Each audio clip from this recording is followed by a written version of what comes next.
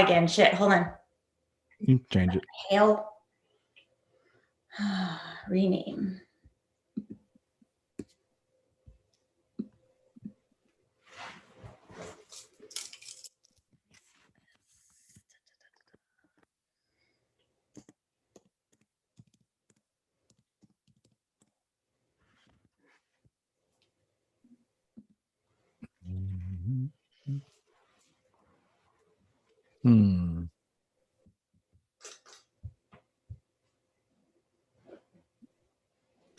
Did you change it?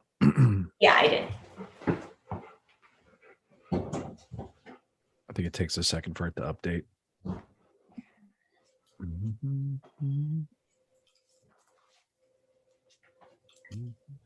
And then let's see. Pull up the YouTube, right?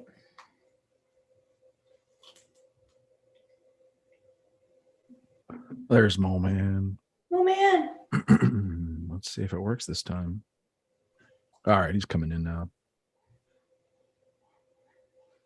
Yeah, I was gonna say, like, I like the contacts because I like see things like completely for the first time in a while. Yeah. But I'm not sure if they're strong enough. And yeah, I've been really. You just don't see as good, Christopher. You just they're just not as good as glasses. They're just not going to be as good. Yeah. Yeah. Yeah, I'm hoping I'm not sure. Yeah, hopefully I'll get used to it. But so the ones I got were these single focus or like whatever, Yeah. And now I'm getting these trial lenses, these trial contacts that are multifocal. Right. I think what you were saying, like, I don't know if they had those, like you couldn't get contacts when progressives back, way back, whatever. But so I'm curious how these damn things work. Yeah. You know how in your classes you kind of have to look down with the contacts because you're so conditioned to kind of look down for the more in the contact, it's just kind of in your eye, like you just yeah. How do you look down through it when it's just stuck to your eyeball? It's like in your eye. It's weird. So hopefully I get used to it because I do like that, but yeah, it's pretty irritating. It's kind of like caused me anxiety. Like, a lot of like, I got to get home. I take my contact, I take these things out. Like, are they not working? Yeah. Kylie always laughs at me because I can't see, so I'm like with my phone, like zooming in. Yeah. What's up, Robbie? That background, what the heck? You got your gear on. Yeah, I know. It's yeah, guys. Oh, there. Cool. Oh, yeah. You just got to flatten it out. That's all. Oh, good. Yeah, like you got to iron that wall. I do. What is it? Do you have one of those? It's a green screen. How do I get one of those? Oh no, the wrinkles. Is there like a fan or something blowing? It's like no. Shoot, there's some air. I have the window open. I'm in the closet. Literally and figuratively. Not anymore, you're not. I'm just kidding. Wait, can you guys hear me? Yeah. Yes. Yep. You sound good, buddy. All right, I'm gonna take a quick break and then we'll get cranking. We're live, by the way. So keep it in your pants, boys. What up, YouTube? Hi, Quana. Hey. Hi, Manny. Shout out to Quana. Yeah, right now she's a part of the show. Yeah. All right. From shout outs to co-hosts. Yeah, I'm gonna see. We must have someone online. Hell yeah. Hell yeah. All right. We're live. How do I get the chat up? That's what I want to know. You got to hop on YouTube. I'm on YouTube. Okay. There it is. What? I farted. Maybe that's what's blowing the curtain behind you, your green screen. Yeah, that was my suggestion or my input. Iron. The iron green screen. Iron Mike. All right. Iron Rob. Right. Or the iron spotlight. There you go. That's what it is. Right. All right. All right. I do appreciate when you're here because it it's difficult interacting with the crowd and also staying in the moment for the show. Yeah, right. Sometimes, yeah, people will see. Not to diss the viewers. We thank you. Oh, for sure. Thank you, thank you. We appreciate y'all.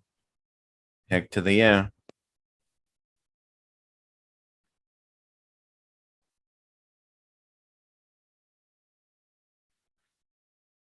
Oh fuck! You ever play Breath of the Wild, Rob? No, but that's yeah, that Legend of Zelda, right? Yes, sir. I haven't. You know what's funny? I just started playing the original on. I've got a 3DS and I have it downloaded. And All right. yeah. But I've been loves that game. I know. Yeah. All we can talk about. I've been grind. I don't know if there's any gamers out there. I've been grinding a little bit on grinding, quote unquote. It's when I think when you try to like kill enemies and then they drop like rupees and coins and whatever, and or then you're you just die. leveling up. You level up, we'll level up. So I'm trying to level up and buy like arrows and buy this. And yeah, it's a way to I don't want to say cheat the game, but you know, I'll buy in the Switch, thankfully you can kind of save wherever you're at. I love that feature about it so much. Yeah. Saved me a lot. Yep. No, but I've currently been on that map grind. I've been trying to unlock all the different spots on the map so I know where I'm traveling to. Oh and yeah. Mark all the shrines. And honestly, I haven't really progressed past most of the story just because that's all I've been focusing on. Is like, all right, let's go to the next tower. Let's go to the next tower. You know what? I'm kind of close to a cluster of shrines. Let me take care of some shrines. Yeah. Yep. Yeah.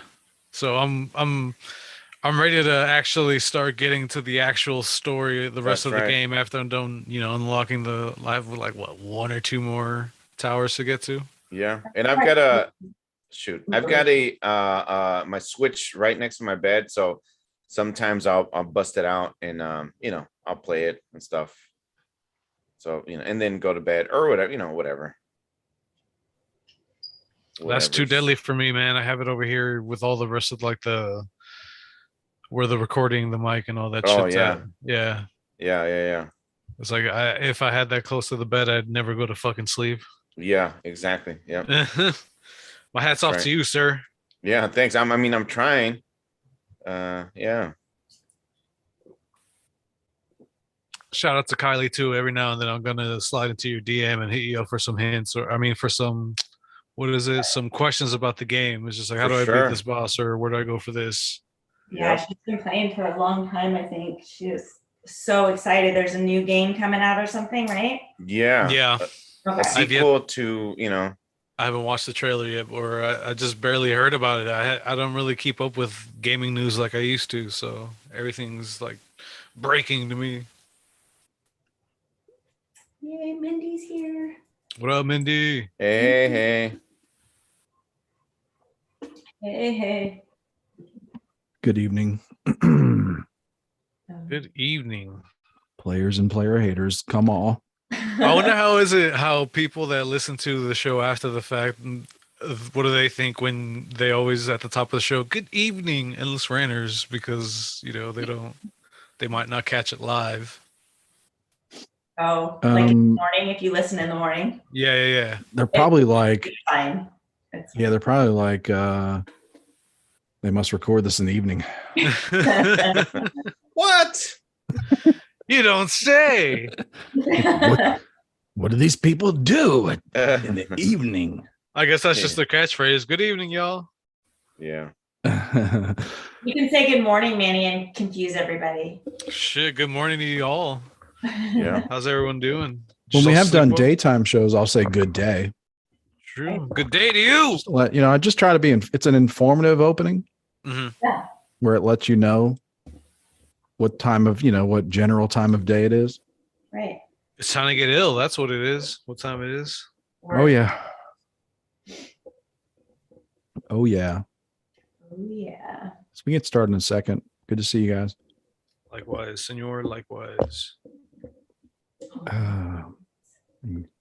I'll be right back. Okay.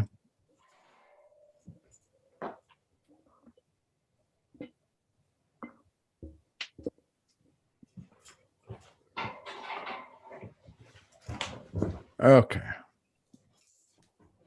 There's a fly in the house, so if he Is it Jeff Goldblum? he comes through, you'll lose it. Just I had to stop telling people to fuck off on Facebook because I keep getting these pop-up warnings. Right?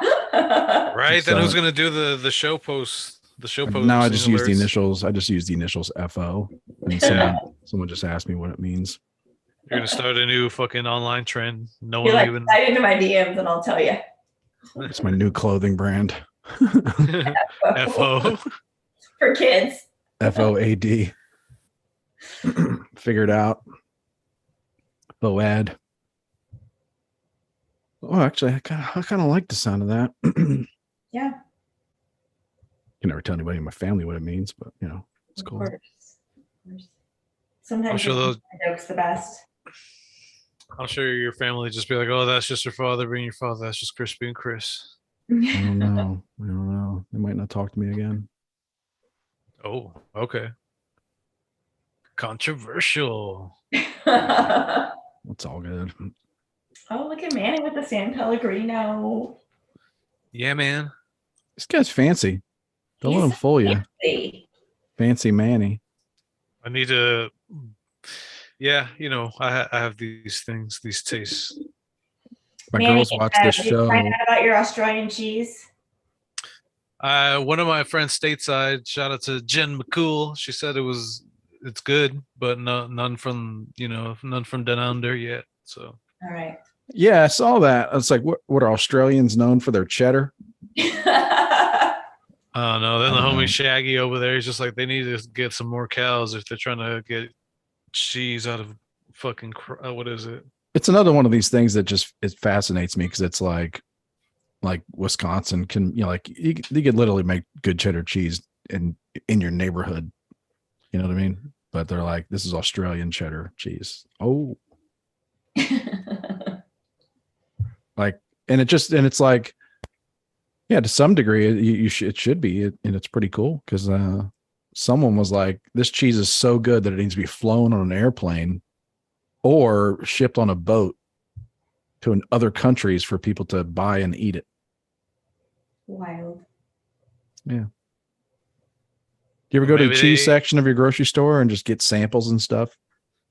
At my grocery store, they have a cheese lady, and she accosts you every time you're in there and gives you cheese, and you have to buy it. She's like, "Oh, this cheese. Oh, you don't have to buy it. She graze on grass. Like she has all these things. Like, oh, only one batch a year. We just cut it." I'm like, okay. You can look cheese lady right in the eye. Yeah. And then break eye contact and just walk away. You can't do it. I'm like, here's this new. You really can. Be like, you're just like, here's my move. I'm like, it's pretty good. Thanks a lot. And I just nod my head, like, because they're like, oh, nodding is positive. Like, right, this is a positive experience. No, I'm gonna just turn and walk away. It's not like at Costco. She's not like a sample lady. Like she's a cheese, like a wine. Oh, I don't even put the calories out to nod in that situation. For cheese. She is a cheese whisperer. Like she knows. No, I know who you're talking about. The Market Street here, the nicer grocery stores here have that, and they're very willing to give you samples of anything. Anything. And they're playing a game. It's like, no. I just came here for the free cheese. No, I'm just kidding. I wouldn't do that. I usually actually know. My game is that I know what I want. Go for it right away. I'm gonna play the game like, oh yeah, what's that? What's that all about? What's that all about? Mm-hmm. But no, at Costco, the Costco samples, like, yeah, I don't even do the nod or like, that's good. Like, I don't feel any need to like, just like, oh, is there a trash can? Because you're looking to throw away like that. You get stuck at Costco sometimes with those little things in your hands, like a napkin, a little plastic cup.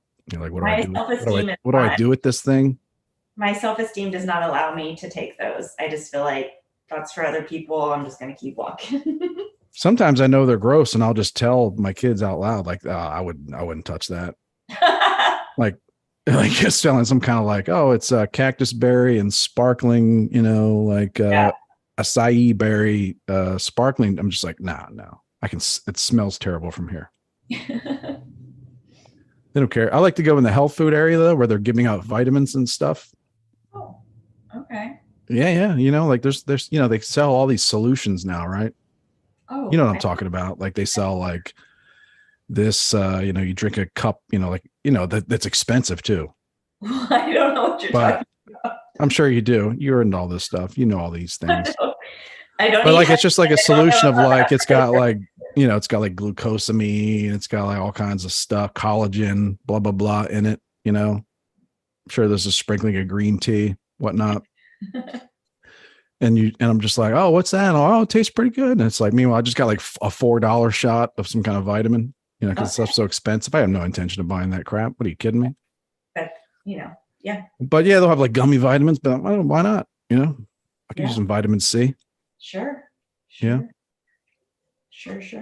Yeah. So they hand out samples in the health in the vitamin area too now.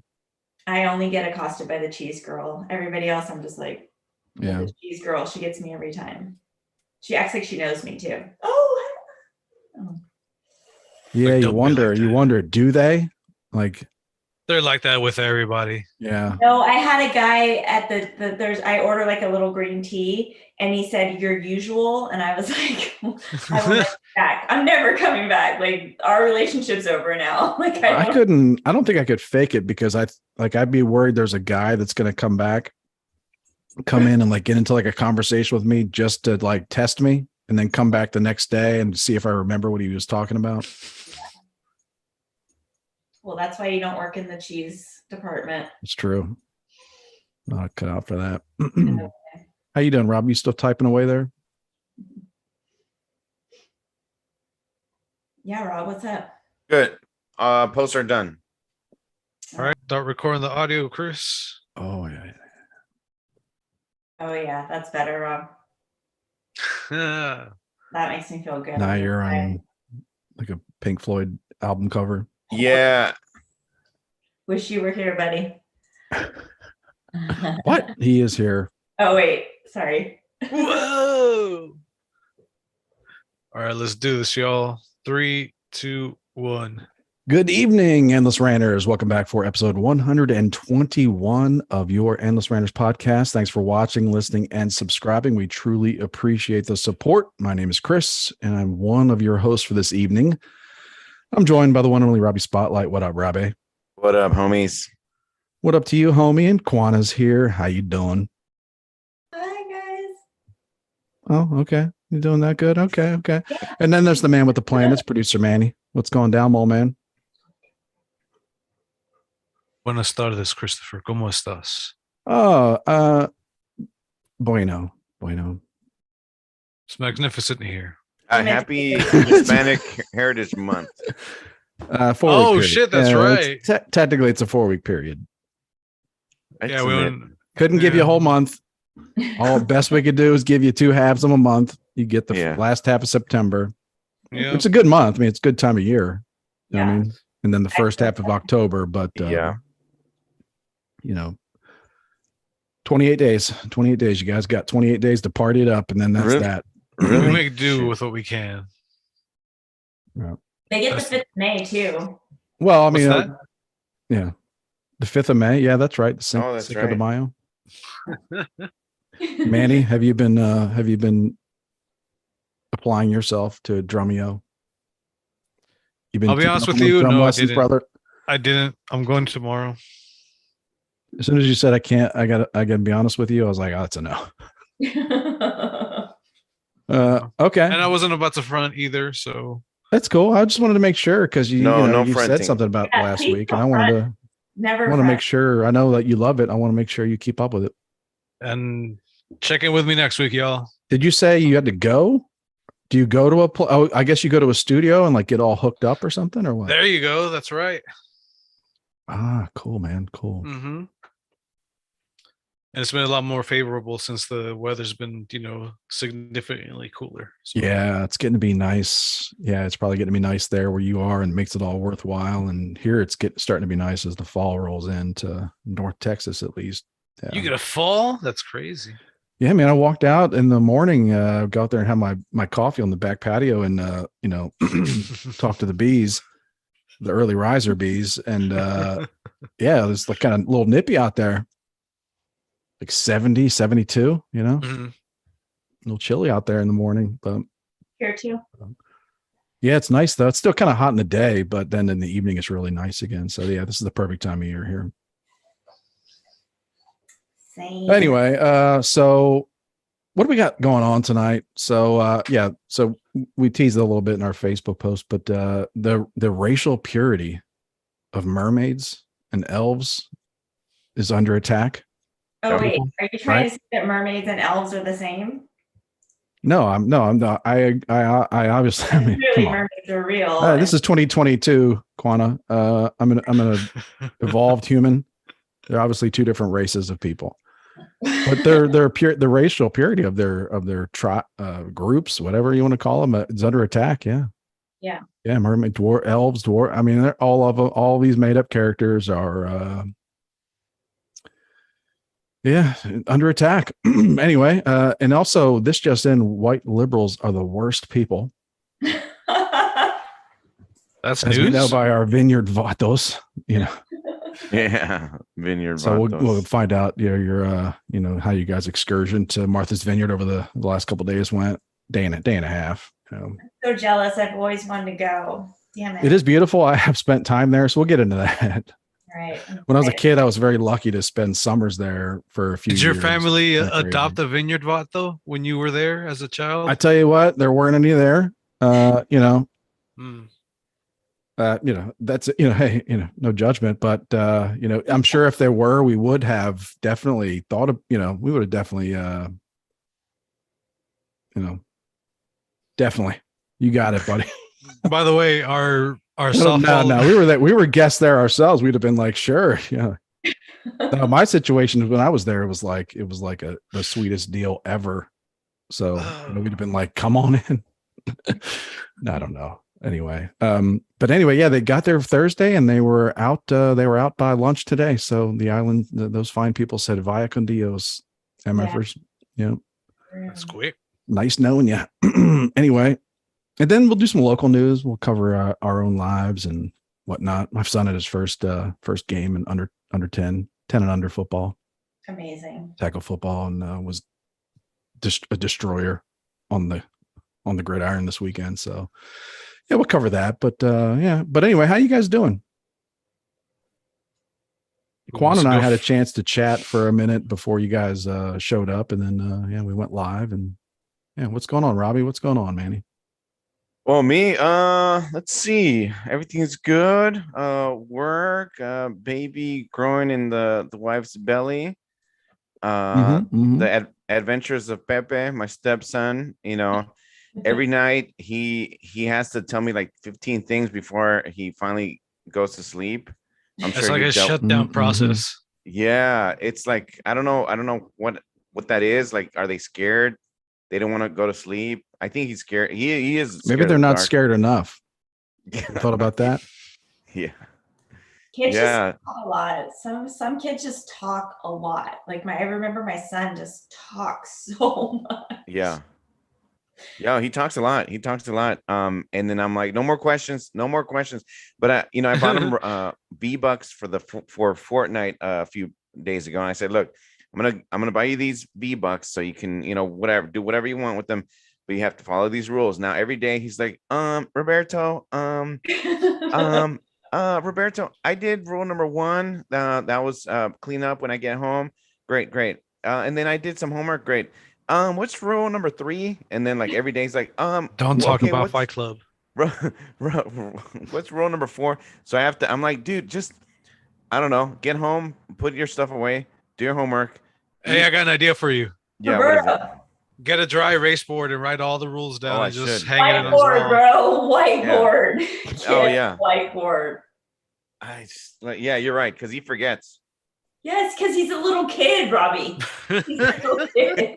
Do you ever ask him like, what'd you learn about in school today? Does he tell you or all the time? Okay, that's nice because my kids are like nothing. No, well, sometimes he does that. You know, all three of them are nothing. He includes dismissal in there. Oh, and then we learned dismissal. Oh, really? Oh, wow, that's nice, fun. nice, dude, nice Dismissal.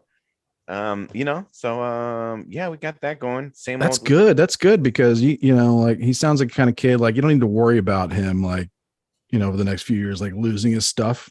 Mm-hmm. I mean, like one of my, you know, there's always one of my kids always like, where's my iPad? Like, what? Why would I know where your iPad is? You know? Oh yeah. Like I just got home. Oh, sometimes he texted me yesterday. Yeah.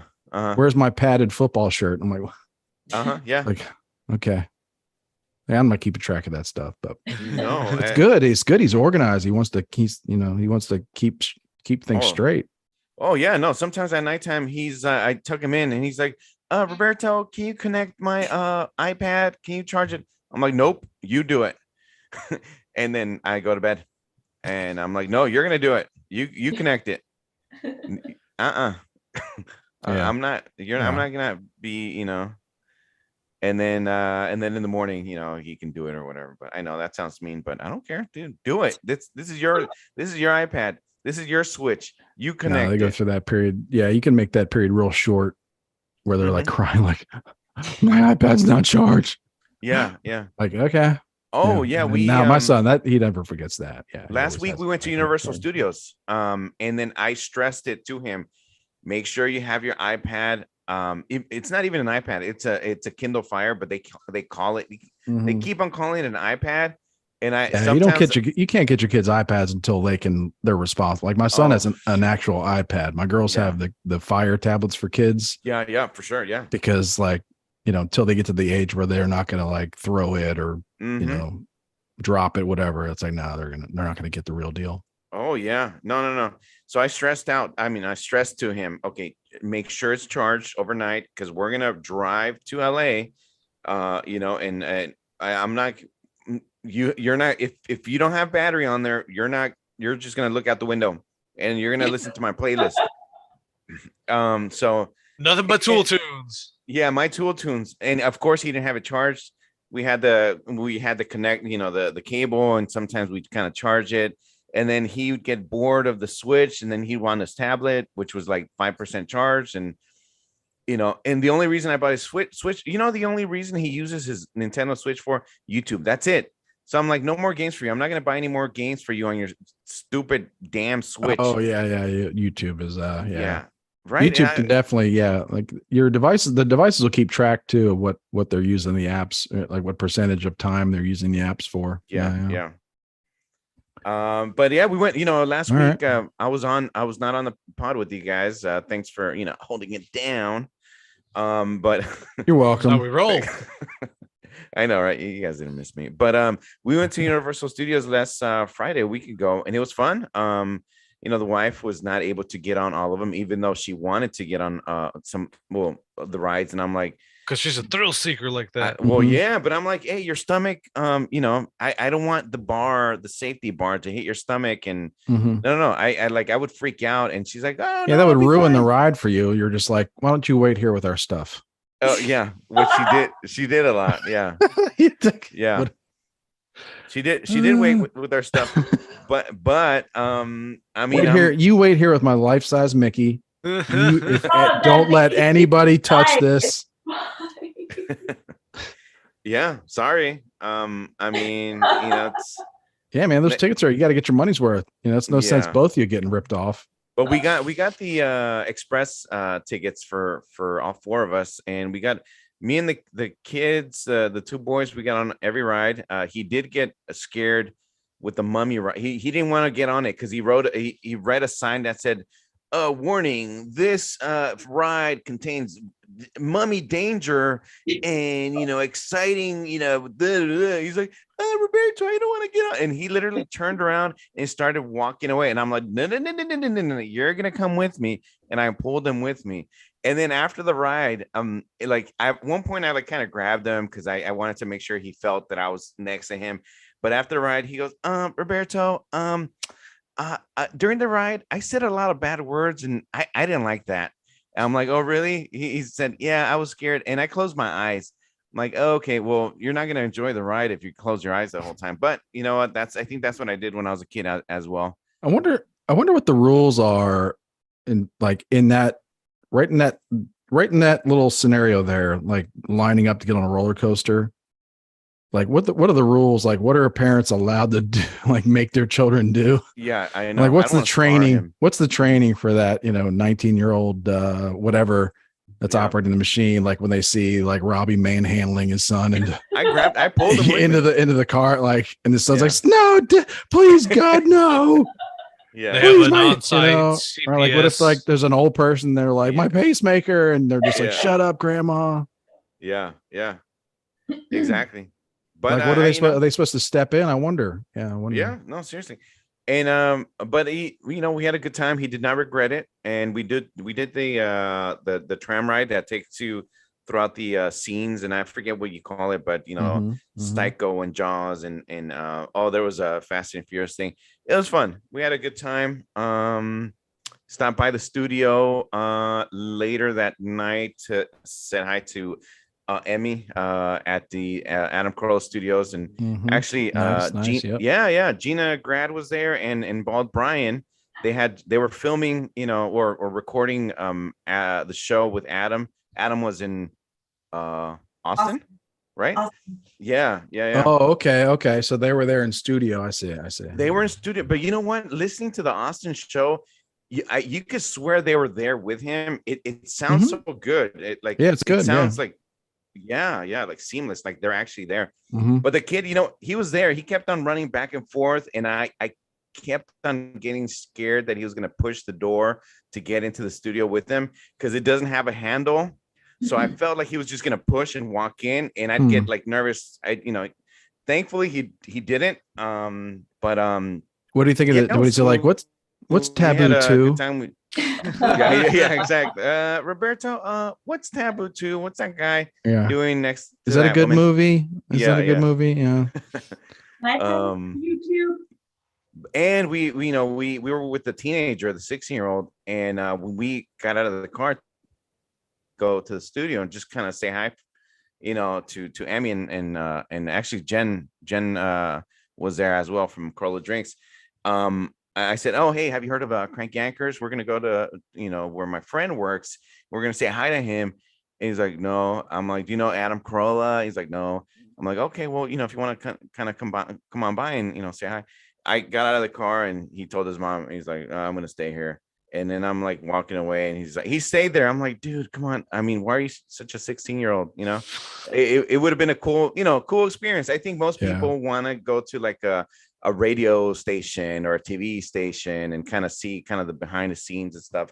But I think it's kind of typical teenage sort of thing. I understand. Radio stations aren't a thing for them. That might be. I don't know. I feel like that might be a scenario where you drag his ass in there. I would have.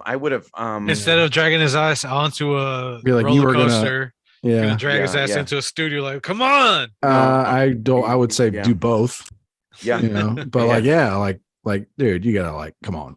You'll thank me. You'll thank me later in therapy 10 years from now. Well, you'll appreciate that I dragged you in here to like, I agree. It's one of those things where he's very introverted and very quiet, kind of shy and everything. But I tell his mom. Yeah, well, that's I don't know. But there's a point where you have to start. If you take your kid to the restaurant or the Applebee's or whatever, you're going to tell them, okay, you're going to order your food. I'm not going to order for you. You have to talk to the waiter. That way you can start getting used to interacting with people out there. Cause I'm like, you're not going to have your mom with you when you go on your first date, with your new girlfriend or whoever. Right. So you're going to have to be able to know how to interact with people in the public and everything. Yeah. You have to learn. You know what? Maybe they won't though. I agree with you. And I think it's good, but maybe they won't because they'll just be like, no, they'll get this app. Yeah, exactly. And it just told me like, this is who I should be with. Yeah. Yeah. And they only meet in virtual. Like, what is that? What was that show on that Black Mirror or? Yeah.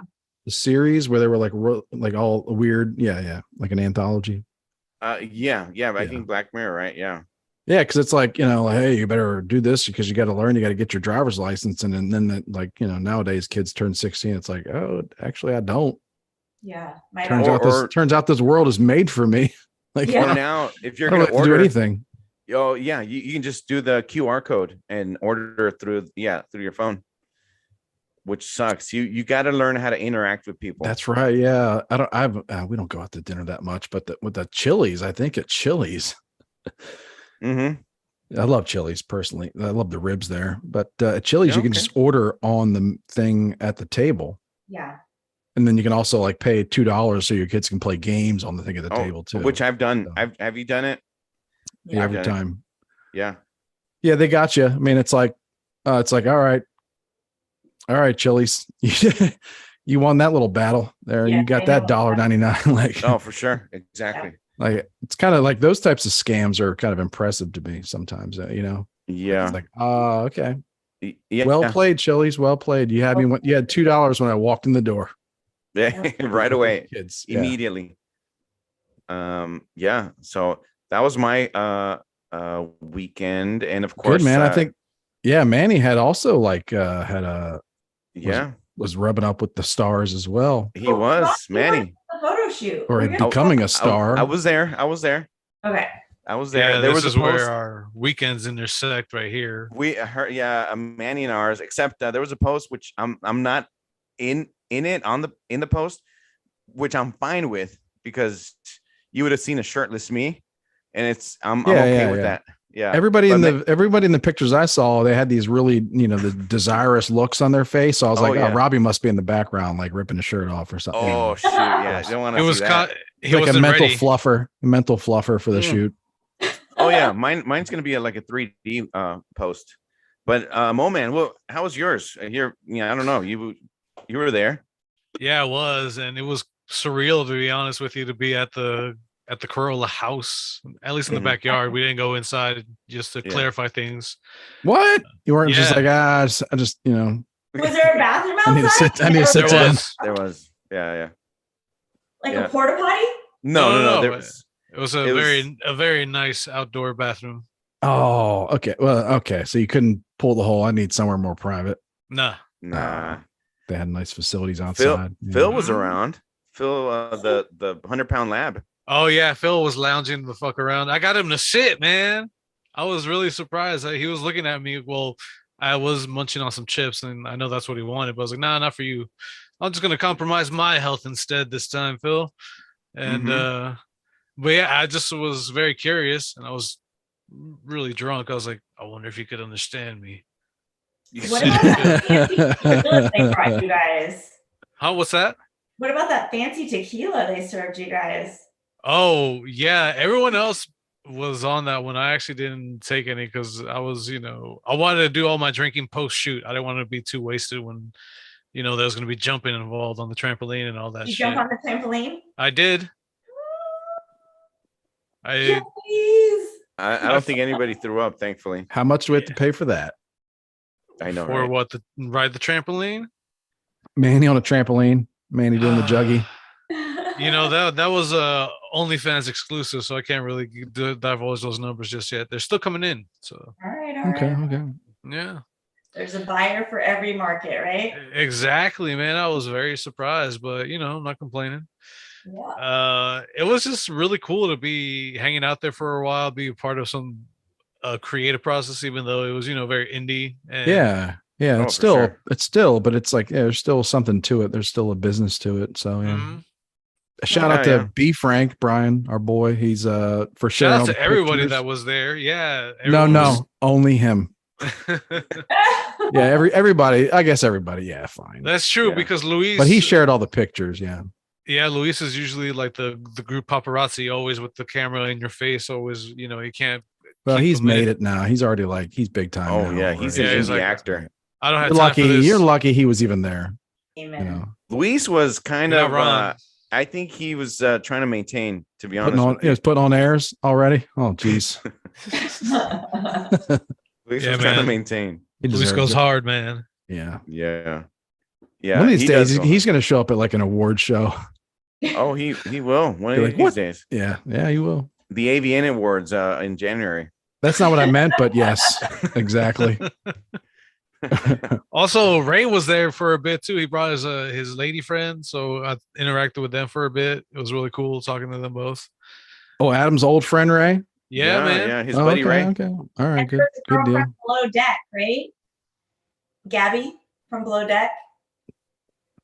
Oh yeah, she was there as well. Sorry, I had Bravo celebrity, you guys. Come on. no. It's Oh just, yeah, I'm not there's big on trust me, under this roof here, there's a lot of Bravo watched, a lot of Bravo on the DVR, but I don't know anything about it really. I'm not in Bravo's demographic. All right. Yeah, But no, but you can educate us from time to time. Yeah. Absolutely. That's why you're on this show, to bring a different I was like, perspective. Gabby's there. I can't even believe it. But Patrick, who does Corolla Drinks, Shout out to Patrick and Lynette. Sorry to cut you off. He has a podcast, another Below Deck podcast. So when I had COVID, I watched Below Deck, and then I would go into the bathtub and listen to the podcast because they like go over what happened on the episode. So I'd watch the episodes, and then I would go listen. I was so sick. Anyways, but yeah. Didn't they also do a Bachelor podcast as well at one point? I don't watch The Bachelor, but they also have another podcast called APS. It's called Another Podcast Show. Yeah. And they just like kind of shoot the shit. Yeah. We do. So yeah, that one's fun. They're fun. Yeah. That's a fun podcast. I really, really like it. So yeah, with Dylan and Nick. Yes. Yeah, for sure. All right, everybody. So a couple of subjects we're going to touch on tonight. The first one, speaking of entertainment, is big news, everybody. Ariel, the Little Mermaid, is black now. It's like 2 million people that don't like it. People that don't like it. So I got some thoughts, but the reason this story got big, I think, is because of all the dislikes on the trailer on YouTube or wherever. And that got attention. And then of course, like out of those 2 million people, I'm sure there's lots of them that are spouting off and whatnot, have some thoughts. And personally, my only care is like whether my girls like it or not. You know what I mean? Like to me, that's the only value. Like my girls are going to like it and be like, oh, you kind of like the look of this. Cause they the kids like know like right off the bat, like whether they're going to watch a movie or a show. Mm-hmm. Like they just do, like, or at least when they're 5, so that's like that's cool, but it's got a lot of negative attention. So a lot of backlash, I think. I don't know. We can maybe explore what that backlash is, where it comes from. Is it racist? Is it just like kind of like, or is it just kind of like people collectively rolling their eyes? Like what's going on? Is it just like an anti-change thing? People don't like things to change. I think it's a change thing. Yeah. Like, so yeah, and then at the same time, like girls of color, like young girls of color are probably feeling like that's cool. I can get a doll that kind of looks like me, which is fine. I think that's normal. Like, and I'm sorry, I'll say one more thing. Like I bought my girls dolls this past Christmas, and I'll be honest, I bought them both. Like my thing was like, I'm going to get one, like the doll that looks the most like her, and the other, the doll that looks the most like her. And it's like, I don't know. It's got me thinking like, why did I do that? Who cares? I would say, go. If they have something available, then I'm like, awesome, cool. Right. But if not, I'm like, okay, whatever. Like when I was, I don't know, 8, 9 years old, I had a He-Man action figure. I knew you were going to say He-Man. Why did I know you were going to say He-Man? Really? I didn't look like He-Man back in the day. I still don't look like He-Man today, but I still like He-Man. So I don't need a brown He-Man. Now, if there was a brown He-Man out there, is it because you felt like I relate to someone that looks good in like tighty whities? Yeah. In my what is it called? I relate to someone that looked good in like white in like purple Speedos. Yeah. What does Tarzan use on his the loincloth? Yeah, loincloth, exactly. Yeah. Or just if it's available, awesome. Cool. If not, I'm really not gonna make a big fuss about it. You know what I mean? I think it is a change thing. There's a guy online. I think I've talked about it with you guys. His name is what is it? Young Ripa.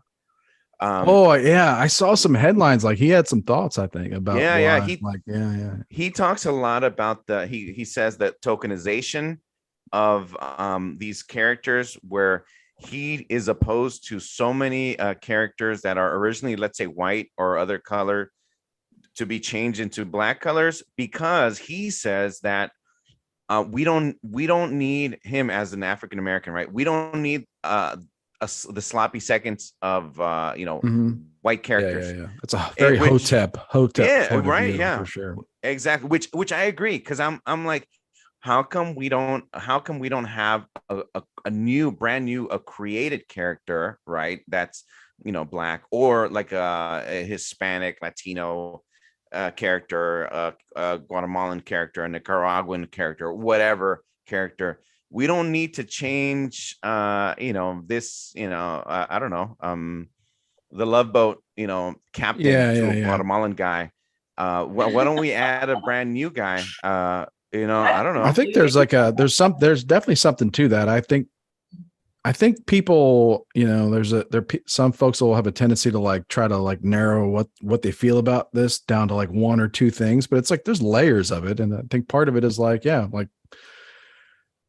why can't we just make up some new shows and characters? Sure. Like why does it have to be Little Mermaid? And then like I guess to some people it may feel like they wedge someone else into that role because for whatever reason, Well, the original Ariel had like the color of your shirt, Chris, like just this not real hair. So I mean, Yeah. Well, I mean, yeah, there's also the element of like these are all made up people. Yeah. Sure. So it's kind of like it's a very weird thing. So I try to explore like people encourage people like what do I feel about it, and like why, and try. There's not just like one word or one reason. There's like layers of it, I don't know.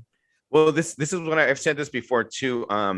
With let's say Spider-Man, with certain characters, they want to hit and shoot two birds with one stone. Sometimes, like with Miles Morales, he's black and Hispanic, so oh cool, now you got two of the races in one, and now we're happy because cool, we have a Spider-Man. Awesome. And then there's also a Spider-Man 2099, which for those that are not familiar, Google him. You'll see him in even more featured in the next animated movie, I think in a year or two. He's also of Irish descent, but Hispanic as well. So, cool, we got a white guy and Hispanic. So cool, we got white, Hispanic, and I think I'm not sure, don't quote me, but I think he's also bisexual. So we got three. We got the white, we got the Hispanic, and the bisexual. Awesome. Cool. We got 3 in 1. So to me it's like kind of lazy. Great. Okay, cool. We got a 3 in 1. Awesome. It's lazy on the part of like the film, the people that are making it. Like it's lazy to think that people actually care about that. Like I'm gonna see a movie because it has somebody who's Irish and Mexican, or like that. It's stupid. Like people are gonna go see Spider-Man because they like Spider-Man, right? Oh, well, for sure.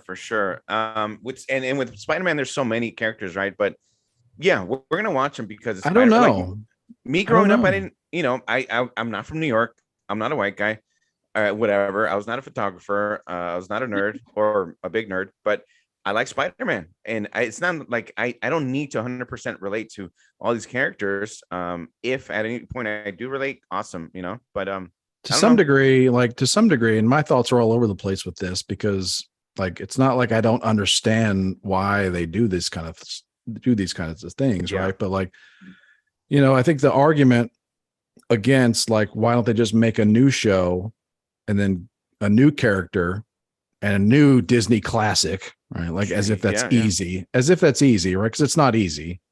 Yeah. And it's not as if they don't try. They have tried some, but like, the truth is it is like sometimes when they cast a new character and that character is not like just the stereotypical whatever, like white or whatever, that doesn't do as well, There's exceptions to that, of course, but yeah, I think there's certain movies where like when they do create a brand new character, like so instead of like giving Captain America to the African American actor or whatever, they just create a new character in the lore and give it to him, and it's like, they just know like that doesn't, Black Panther's probably an exception, but like in the most cases like that, it doesn't do as well. Like, I think it does. I think that people like when something is new is released, they go and do it. Like there were so many, maybe. I think it's changing. Costumes that come to your door, it's always, there's way more of whatever movie came out that year of the little kids that come. I think that the question, I think, would be like, ask, what's the British actor that was in the Eldris Elba? Yeah. All right, Quanta, don't pretend like you don't know who he is. All right. So he's proof. Like he's been put in multiple movies where like, it just doesn't sell as well. Like he's huge. I mean, he's great, but it just doesn't, because it's like, because people, I think it's just human nature that people want to, it's okay. Like we don't need to pretend like it's not a fact that like people want to like in general, like identify with people that just kind of look like them, like that they can relate to. It's not sure. That doesn't mean that, like Adam Carolla would say, like that doesn't mean that like 28% of the Los Angeles Fire Department needs to definitely be Hispanic, and like 13% need to be whatever it is. It doesn't mean that, but it does mean. But like, I think the people that make these movies and like invest in like are trying to, their job is to calculate how much money is this movie going to make us, like how many Happy Meals is this going to sell. Yeah I do think about that kind of thing a lot. Like, well, let's see, like what's the kind of like what's the average race of the McDonald's customer that buys a Happy Meals, and we need to kind of make it look a little bit like them or something.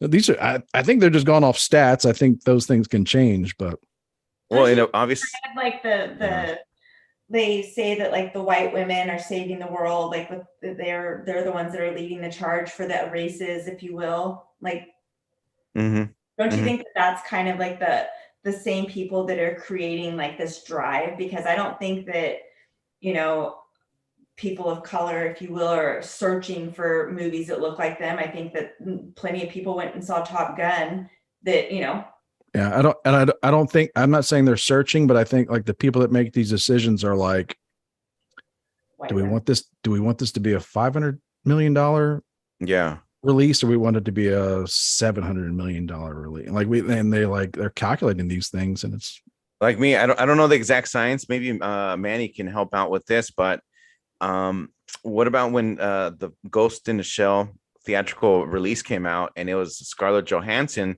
When originally, why you got to bring up that messed up again? Well, isn't she supposed to be? Is she supposed to be? I don't know, Japanese, or I know she's an android. Is she an android? I'm not sure. Yeah, but even so, the character that is Japanese, so there was like a lot of controversy, backlash. That Scarlett was playing her. Yeah, there's a long history of like filmmakers, casting directors, all that making like really bad decisions, like really bad judgment calls on like dressing up John Wayne as Genghis Khan. Oh yeah. Willem Dafoe as Jesus Christ. Favorite. What was there was a couple other in that meme I shared. Robert Downey Jr. Mickey Rooney. Tropic Thunder. Mickey Rooney was an Asian dude in some movie. Right. From Breakfast at Tiffany's. Yeah, so that was like a lot of terrible examples of that, but I don't know. What do you think, Quanta? Like you like? I mean, it's like what's the problem? When I was growing up, I only had white babies, and I wanted a white baby. Like Kylie was by design. I wanted a blonde white baby. Like I used to say that when I was little, that I wanted a white blonde baby. Like it was by design. And you manifested her. I did manifest her because but that was all that was available. So like seeing like little girls now that like carry around little brown babies or whatever, like I think that's so great that their parents like a baby's a baby, and there's lots of babies that need love and that aren't getting love. So. And I say if given the choice, then great, Yeah, I say there weren't any choices though. When I was a little girl, all the Barbies were white and blonde. Yeah. So. And I might sound like a hypocrite, but I do like representation. I'm happier when the characters are created and not just race swapped. I feel like, honestly, for me, my opinion, I think it's lazy. I think we can do better. We can create our own characters. I just think it's lazy, and then we get happy. They're like, oh, we'll throw you a bone. We'll make this character black. Awesome. And woohoo. Wow. She looks like us. Or we'll make this character. Oh, we'll switch him to a Hispanic guy, which I don't see a lot of, but we'll be like, oh, wow, we're so happy. And I'm like, yeah, great. I'd like to see an original. In the Little Mermaid movie, what color is the prince? Is he? I don't know. That's yet to be revealed. Maybe, yeah. The whole controversy, right, is with her, but the prince, you're right, actually. I do have to say the whole movie, or I mean, maybe. Wait, did you see if I just saw a picture? It looks like a white guy. Yeah. Well, shocker, exactly. It's funny, like I'm over here, I'm not trying to side with anything, but it's always like the female of color, and then it's always like the handsome white prince. Oh, and the white savior, man. Yeah, the white savior, exactly. His name looks like it's Jonah Howard King, and he's like this handsome British actor. He's gonna be the Christopher. I blew the lid off of this one. Yeah. So the mermaid is black, but the prince is white. Yeah, and that does, like Manny said, it kind of raises. Whoa. We got to draw the line somewhere here. Yeah. Next thing you know, you're gonna have like a Latinx dwarf and an Asian American fairy. Yeah. Getting married, having dwarf fairy kids. That really might be what the controversy is that, like. Yeah, I was actually going to make a joke about that because I assume that they didn't change both characters. I didn't know this for a fact, but in my mind, I assumed that they changed Ariel. They made Ariel Black Girl, but or whatever. Mm-hmm. I really even hate talking about it, but they did that, and then, but there's no way they were going to make the lead man black too. Like, there's no way. That Alpha guy could have like this is definitely going to be biracial, definitely. Which is like, obviously, like there's many, like half our podcast on it is biracial, so it's like, oh yeah, just kind of like Adam Carolla says that soon we're all going to be caramel colored. It's been saying that for a long time. Like, we need to hurry it up and get over this stuff. But just on that fact, like I heard an interesting statistic the past week that Americans, when polled, Americans' attitude towards biracial marriage is something like 94-95%, something like that, like 90, maybe higher, like approval. It's like, yeah, we really need to like look at ourselves in the mirror and be like, we're okay. Like, we're not monsters. Like, no, we're not. Like, in general, like the overwhelming majority of Americans are just like, who cares? But we're also supposed to be like the most racist nation in the world. Okay. Mm-hmm. I think they're just telling us that. I don't think it's true either. Yeah. I really don't think it's true. I think that there's like, a bunch of people that they are still advertising, like the KKK is actively advertising and recruiting, but I think that you're never going to like get rid of kooks, and you're never going to you're not going to get rid of like leftists that think that like, you just murder babies within a week after they come out if you don't like them or something. Like there's kooks, fringe groups. Like, you don't have those people are not in charge. I'm sorry, as much as like, people in the asshole group want to, like a few of them want to believe that like everybody's in the KKK. It's like those people are not in charge. They are scoffed at. They are like the most ignorant people in the world, and they don't really, like you give them a lot of power is what you do. I would like to see them. You know how what's the documentary? What is it? Safe Places, right? And all these colleges where people are opposed to certain people going out to do their speeches and everything. if you don't agree with them, what I say is, okay, let's say there's going to be a very controversial or racist or whatever. I'd like them to expose themselves and their fans, then be hidden somewhere. If I'd like to see them, but if we're like, no, we don't want to, I'm going to limit your speech. Then okay, they're just going to be in the shadows somewhere. But I'd like to know who they are. They're going to show up, and I don't know. That way I know who they are, and they're going to be out in the open. If not, we're just going to be surprised when they all show up and they're meeting, somewhere, and then they finally all show up in, army of whoever, with pitchforks. I don't know. Muskets. Yeah, I'm kind of all for like people like, just like spouting off and like, okay. Yeah, I want to know who you are. Don't hide it. Yeah. Yeah, like let's know who you are. Don't surprise me. Yeah. Yeah. Oh, speaking of biracial and again, not to be a hypocrite, but the new Black Panther, part 2, Wakanda Forever, Namor, one of the Avengers, it's going to be his first appearance. It's going to be a Mexican actor.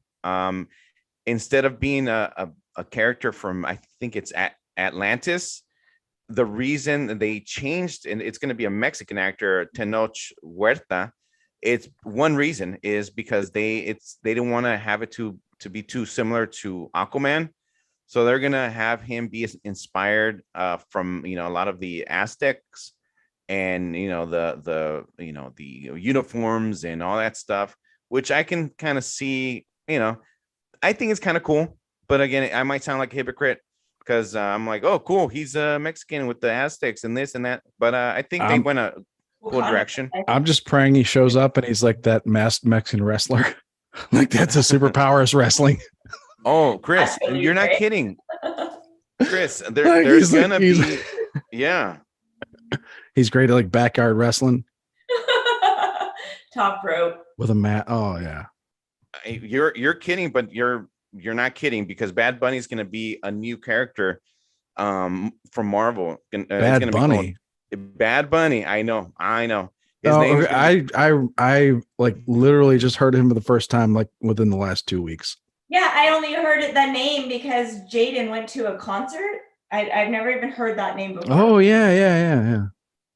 Well, yeah, he's going to be in a new movie called El Muerto, which is a Spider-Man character, and he has a mask, and I believe he's a wrestler. Yeah. So I think what's happened in the Marvel universe is they've made a cajillion billion trillion dollars, and they're just like, we can just do all kinds of side projects here. Yeah. And the worst thing to be called is a racist, company. So like, let's just do all kinds, like just do whatever. Like, it doesn't even matter if it makes money or whatever. I don't know. But Black Panther made tons of money, so I imagine like it was great. That was like one of the best. I don't enjoy those movies. Yeah. But that one, I love that movie. It was I thought that movie was great. It seems like they're saying yes to a lot of projects now. I love Black Panther too. I really like.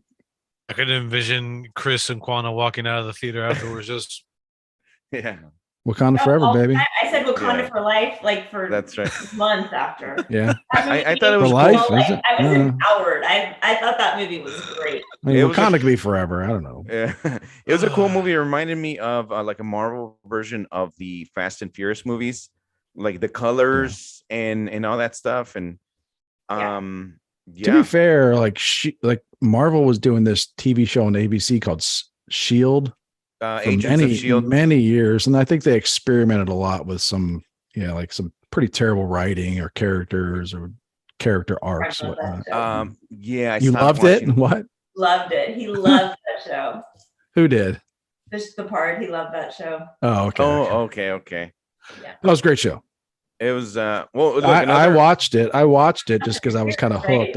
I liked some of the actors in it. I watched it. So I eventually stopped watching it because I lost interest. But going back to Wakanda Forever, another African American character who was awesome was Wesley Snipes as a Blade in the first and second movie. Third one I can't really say much about, but it was okay. A cool, yeah. So if there's a backlash, like if there's like, I don't think that like there's 2 million, as like people on the left would say like 2 million like Jordan Peterson following incels that are just like no, and like going like I hate Little Mermaid now. Like I think it's more like people are just doing like a huge eye roll to like, all right, this does not feel natural. Yeah. I'm just trying to understand. I'm just trying to understand why people, because I personally myself, I like the calories it takes to like move with the mouse to the dislike button, or I don't even watch the trailer first of all, but like, yeah, you know, to like watch the trailer and then hit the dislike button, like that's too many calories for this dude. I think that people feel out of control in their life. So like they put this little bit of negativity out, like, oh, I don't like that, or like their opinions don't matter in their day-to-day life. So they're like, this matters. Like, that's their way to affect it. Yeah. And then also there's probably like an element of like when it had 30 dislikes, the 31st person was just like, I don't know how I feel about this. And then once it had like 1.5 million dislikes, they're people like, I don't like this either. I don't like this either. You know, Or there's people like, oh, come on. Come on.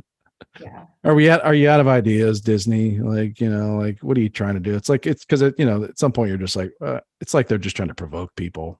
Well, they are. I mean, they just released Pinocchio as well. The original Little Mermaid, though, remember is Pinocchio like, things in the artwork, right? Yeah. So, I mean, let's not act like Disney is not above the top story. I don't believe it now, but you know, Quana, you know, you give me like 10 minutes of your best points, and I'll probably be like, oh yeah, those Disney, they're all pedos. Well, Chris, you said pedos, because right? they're all like adjacent. Okay, you said pedos, right? Okay, let's I go sure down did. this. Yeah, let's go down the Pinocchio rabbit hole. What's the character's name? Geppetto. Hello. Geppetto. And he has a little boy. He creates a little boy. Come on. They send them all to the island. The pedo island. That island scene always freaked me out. You saying all Italians are pedos, man? They started with donkeys. You shouldn't say stuff like that. Ass. Oh yeah. I'm onto it. I'll be honest, I haven't seen that movie in a long time because that freaked me out when I was a kid. Like I don't want to watch this. It's too weird. It was weird. It was weird, you know. It was like the minute part in Rudolph the Red-Nosed Reindeer way back where like he goes to like the island of misfit toys or whatever. It's like this is kind of oddly depressing. I'm 7 years old. I'm like, I'm excited and now I'm depressed. Was that the stop motion movie?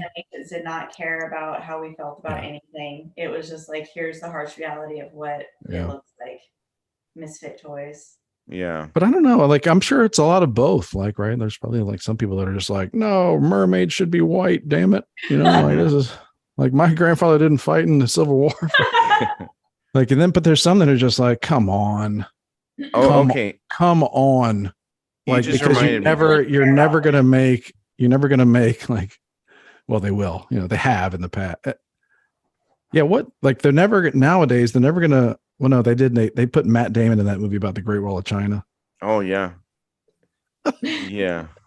So they do this stuff. Yeah. Cruise, like, we're not gonna, this movie is not gonna sell if we like get, you know, Jackie Chan, you know, like anybody, like Jackie Chan, it might sell, but they're not gonna, it's not gonna sell if they get like, I don't know. I can't even think of an Asian actor right now. So Daniel Kim. Yeah. We're not going to get Daniel Kim is in this Great Wall movie. That's right. You're the Asian of our group. Like you have to keep track of the Asians. Yeah, I don't care. Please. I don't care. I keep track of my own. And they'll keep track of the Guatemalans and the Mexicans. You are the Asians. I know where the Asians that I'm related to are at right now. That's all I'm keeping track of. No, I'm not talking about. That's all I take responsibility for. A blanket of Asians. Your responsibility. All of them. All right. Well, I've always wanted to be in charge of a large group of people, like a whole race of people. I don't like the sound of that. I don't know. Oh shit. Anyway, you got this, Chris. You got it. But like, it's just like what it's just like a come on thing. It's like, you know. What about this, Chris? You've been watching what is it called? Game of Thrones, the new one, right? And there's some characters that are black, or are there any Asians? Are there any of that sort of thing, or is it just white and black? Yeah, I don't think there's any Asians. No, there's no full Asians in there. No. Well, this is what I say. Now, let's say I'm still going to watch it. Yeah. If it's a group of one race, I personally, I feel like it would stand out too much if there's a person that looks totally different. Now, if they can explain it somehow, then I'm like, okay, cool. It doesn't take me out of the whole fantasy of it if it explains it. Now, if I see again a Guatemalan guy in a group of whatever white-haired elves, and I'm like, what's this guy doing here? Was he adopted? Like, why he's so out of place? You'd be like, he must be a main character. Remember that? Oh yeah. Gladiator on HBO. He must be really pop. Maybe he has an Instagram following. Like he must. I know. He must have some juice. His name's Robbie Spotlight. He's got like 300, 200 followers on Instagram. Yeah, I guess it could. Like, it's really like, it's art, it's really beauty in the eye of the beholder. Like, some people it'll bump and some people it won't. Like I was saying in the beginning, like when my girls sit down and watch the trailer for this, they're either going to be like, instantly they'll be like, I want to watch this, or instantly they'll be like, eh. Will you report back? Oh yeah, for sure. Yeah. You said they liked a lot. What is the movie Turning Red? Right? They watched it, several times. Like they're too young to understand what it's about. Like my stepson, he liked that movie a lot. He wanted me to watch it. I just watched when I thought it was kind of bad, but I watched what is it? That movie with the feelings. Inside Out. The Mad and Happy, and that's more of a grown up. I feel like that's more of a grown up movie. I don't know. Yeah, it was a little silly for me. But Turning Red, it had its message, and it was and that was another grown up one where kids did not get everything that the grown-ups got as well, because it dealt with puberty. But that was a Asian character, Chinese, right? But I think so. Like honestly, like my kids watch these movies 100 times. I will hear them 100 times, but I'm never actually watching it. So yeah, I guess they were Asians, whatever. Yeah. Well, yes. Yeah, I mean that I hear it, and the general message I hear in all these movies is like teamwork wins. Like that's the general message in every, like, that you're good. You're gonna have a friend that like maybe like turns bad a little bit, but then comes back, like realizes the error of their ways, and then like there's gonna be a bad guy, but if all you and your friends team together and you're positive and you just think positive thoughts, everything's gonna be fine. Yeah, we will do it. We will defeat the laser kitty cat, or whatever the enemy is in this movie. We will defeat them together. There's a sinister underlying message with that. Oh yeah, what is it? You're worthless on your own. Oh yeah. Oh man. Wow, Manny, you took this too deep. Yeah, let's wrap it up. You know what? Everybody. Wow. Yeah. Well, yeah. There's a fine line between any one of us being here on our own, though. Like, maybe that's true. Yeah. Yeah. Well, I say, like Chris says, like a movie studio like Marvel, right? They've done so many. They're like, what the heck? Well, we'll make as much as we can. Like I said, Bad Bunny's going to be in a new movie. It's a corporation. It's a business. So at some point, they're just like, we can just kind of do whatever we want. Like, just be really whimsical in our ideas, and they should just take a break for right now. We're still going to make a lot of money, like is Bad Bunny. Yeah, I agree. I think so. He's a singer. He's a singer, yeah. Rap or like. I think it's like one of these reggaeton, maybe, or I don't want to. Yeah, it's like reggaeton style, or I think I don't know if it's reggaeton or trap music. Or maybe that too. Yeah, I'm Slow it down for the half white people. Reggaeton, is that what you said? Reggaeton. Reggaeton. Okay, I need a sample. What do you mean? Like a song? Bad Bunny's music, yeah. Yeah. A few bars, Robbie, would you? I don't know anything off the top of the dome. Oh, I don't know any, even though I know I've sang some. It's weird how these guys are like famous to like they're like headline famous to, and then you like you realize like grown adults realize they've never even heard any music from the person before.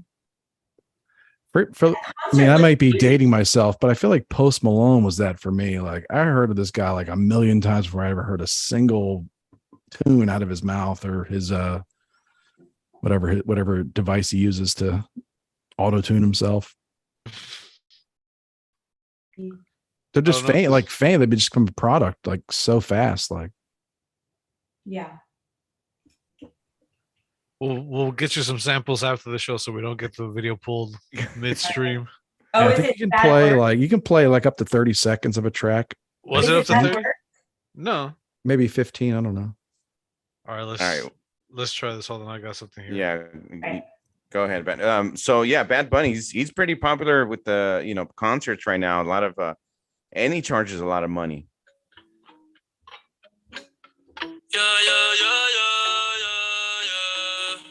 You getting that? Mm-hmm.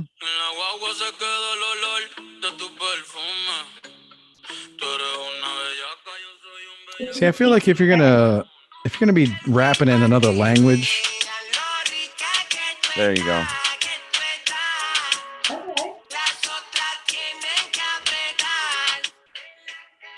All right, so it wasn't too far from the name is misrepresentative. Like the name. Yeah. Like if you're gonna re-rap it in Spanish, like Bad Bunny, come on. Like what is Bad Bunny in Spanish though? Maybe that sounds badass. What is it? Say Bad Bunny in Spanish, motherfuckers. What is it? Conejo Malo? Yeah, or Mal Conejito. Or that too. Well, if that was his name, I'd be like, I'm expecting some sick tracks in Spanish. Conejito Malo. Bad Bunny, I'm not sure if I'm gonna be hearing really. Well, no one's gonna be afraid of a bunny, right? I mean, not that he's not a tough guy like a gangster rapper, but Bunny or what about the ladies? You want to go out with the bunny? I guess you want to snuggle. I thought Bad Bunny was a lady. No, I thought Bad Bunny was the character that Kevin Hart played in that movie Fool's Gold with Matthew McConaughey and I forget that lady's name. What was her name? Goldie Hawn's daughter. Goldie Hawn's daughter, Kate Hudson. Kate Hudson. Yeah, Kate Hudson. That's why I'm here. Thank you. I know all the stuff that you guys know. But Kevin Hart played a character, and I think his name was like I thought his name was Bad Bunny or something. He was like the gangster that ran the island or something. I can't. It's not ringing a bell for me. Sorry. No, yeah, I'm not even. My wife doesn't make me watch rom-coms. Sorry. Yeah, I haven't seen it either. Well, soon enough she will. Let's see. What are you talking about? What's that? I got my wife watching Peaky Blinders right now. Yeah. That's our show we're watching. Okay. It's a show about gangster violence. So yeah, it's good. I'm watching Gilmore Girls. The original, or wasn't there like a yeah, Kylie's like, you have to watch Gilmore Girls because that's gonna be our life. So you have to watch Gilmore Girls. So what, you just chew back and forth really fast, banter with one another? Yeah. So I'm on season 4, episode 2. So I got 3 more seasons to go. How are you liking it so far? I love it. It's so good. Yeah. I'm witty like that. I could totally be Lorelai, 1,000,000%. I never watched any of those shows, but I'm very aware of it. I probably have seen so many clips or like commercials. Yeah. Back in the day, if you were going to watch something, you were going to see commercials for Gilmore Girls. Like, I did not know that show existed. You had to sit through those commercials for sure. I didn't know. It must have been on like a network that maybe it was on channel 10 or something. I don't know. I've never really even heard of it until Kylie said you have to watch it. So here I am. And then like the girl graduated in 2003. So I mean, I don't even know when that show was on. I don't know when the original aired was. I don't have to think about those. I think that series went on. Old. It went on for a while, right? It was on for 7 seasons. Yeah. Mm-hmm. And it was the mom, single mom, and the daughter. Yeah. Rob told me before he was more of a Felicity guy. Yeah. So he said the Gilmore Girls were trash. That's what he said. I didn't say that. Don't quote me, Chris. I'm sorry, man. I'm talking out of turn here. I do like Alexis Bledel. She's the actress. She's a girl, and she's cute. Hold on, wait. Is that the daughter or the mom? That's the daughter. Yeah. Robbie. Shocking. Robbie. I mean, she's a grown woman right now. She was in. I think she was in Sin City. She graduated high school, Robbie. Yeah. No, moving on. Graduated in the class of 2003. So I mean, come on, too. Right. 2003. Oh, come on. I like both of them. Exactly right. You're probably Robbie's a young man. I started watching it like season 8. Okay. Yeah. Sure. I'm kidding. I'm just. All kidding. right. To wrap it up, Ariel, good luck to you. I don't care. I don't really care. I'll let you all know if my girls like it.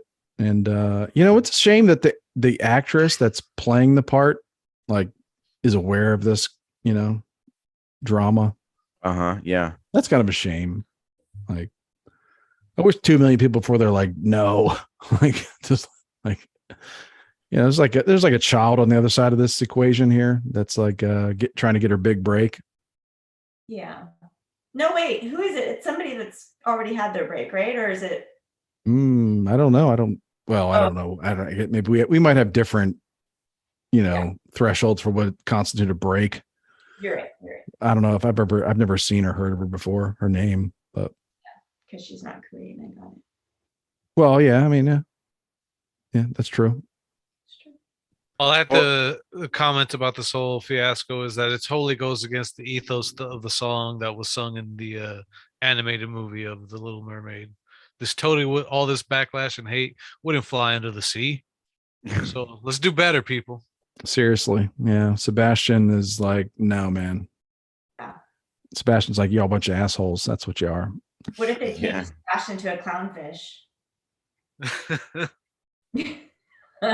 Well, we do need to do better. There was like you said, Chris, you're it sucks that she knows about all this backlash or the people criticizing why is it a black actress.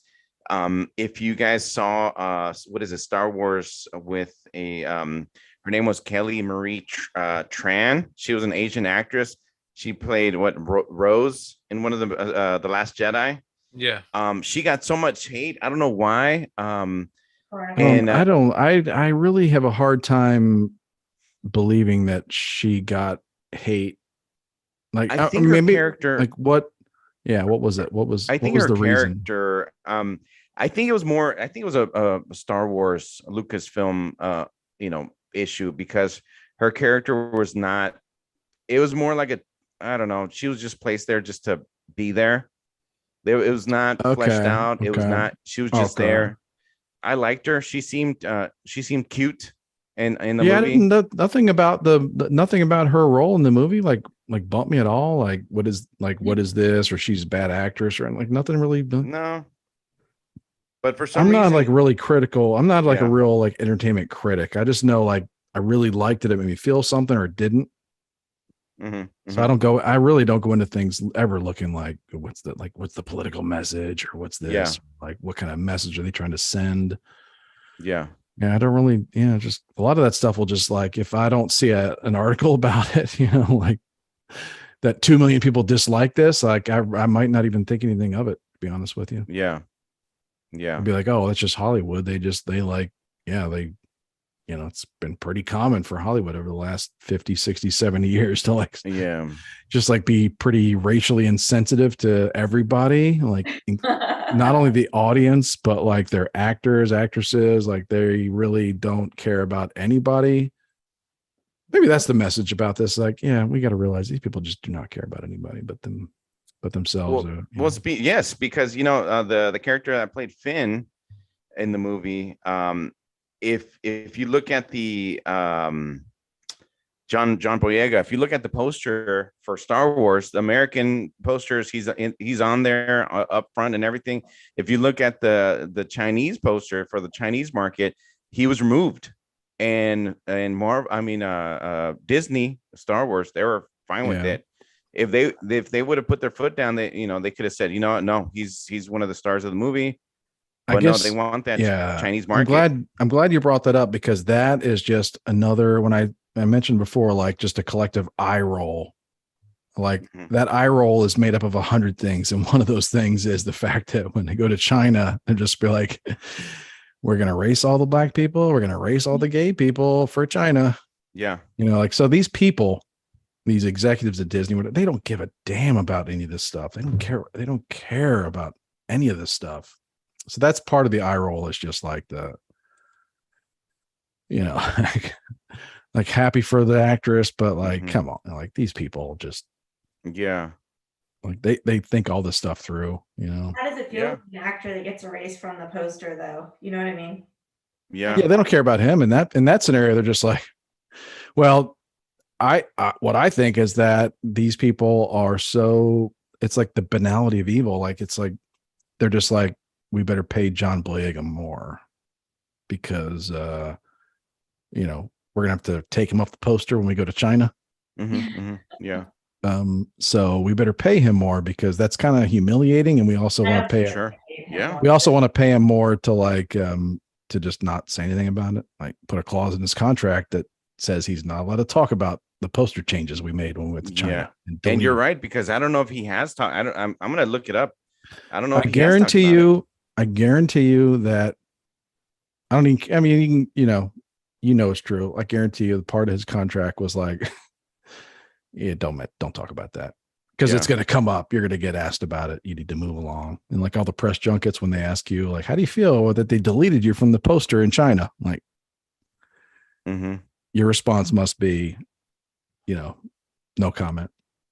Yeah, basically. Or they just make sure that no one that gets in the press junket ever asks that question. Any real reporters asking real questions? Yeah, they would never let anybody ask that question. But they also know that there's a chance that there's some rogue reporter that might ask, so we better put it in his contract. Yeah. That he's not allowed to talk about that, or, you know, take some of his money away. Yep. And then he has to make a decision, because he's got to look out for himself and his family, not his entire race. Right. Yeah. Like you're part of it.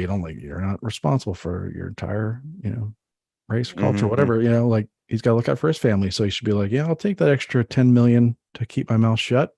Yeah. It's going to put my grandkids and their kids and their kids and their kids through college. So fuck off, you know? And exactly. And it's his choice if what he does with all that money. Obviously it'd be great for, you know, not that I'm not really into his movies, but with Tyler Perry, right?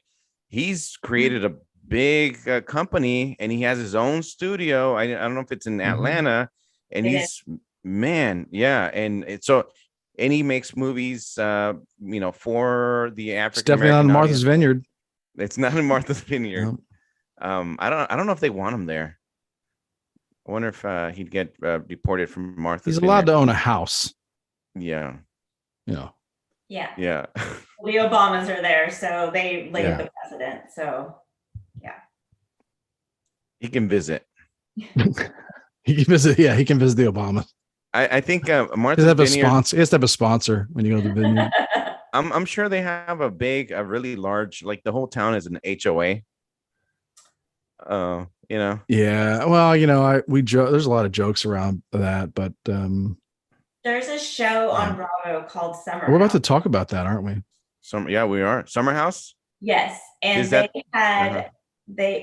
been on for several years, but this last season, or maybe the season before, the season before, they added a black girl, and she acted like it was fine. And then this season they added another black girl, and she's like, being at Martha's Vineyard and being black it's messed up. Like, this is horrible. And the other girl was like, yeah, it really is. But the first season when she was on, like, she didn't acknowledge that it was horrible, because she's like 5'11" and, you know, all the things. Oh, yeah. But yeah, like, I imagine that it's, you know, I don't know. They, on a show on Bravo, they made a point to say that, like, it's not very conducive to be black in Martha's Vineyard. I imagine. Well, I'd say, like, just general humanity, it's not conducive to be, you know, like X when you're surrounded by Y's. It's not conducive to be G's when you're surrounded by, you know, S's. You know, it's not, it's like, it's just like, like, yeah, like if you stand out, you're going to get noticed. Yeah. And then it like, makes people feel weird. This is not right, but it's like, the more aware we are of it, then like maybe the more we could just kind of like cope, like deal with it when you see someone that doesn't look like you. Yes. We think in this day though, in like 2022, you would just be able to, go anywhere. We're, my person, one of my big opinions is like we're just not as evolved as we think, like Adam Carolla says it. We're just not as evolved as we really think we are. We got a lot of like caveman stuff going on just underneath the surface, men and women. Yeah. Like different, like I guess we just cavemen and cave women type things going on under the surface that we're just not in control of. Like cave people.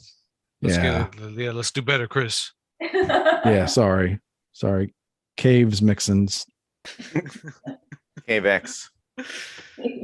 Yeah, let's get into this. So man, I gotta tell you, like the last 24 hours have been just nonstop entertainment of these, like this Martha's Vineyard deal. So Ron DeSantis, the governor of Florida, love him or hate him, whatever. He took it.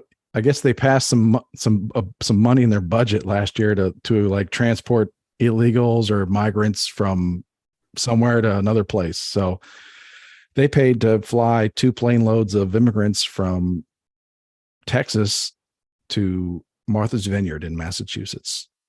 So Martha's Vineyard is a small island. It's like 80% Democratic voters. It's in a liberal state.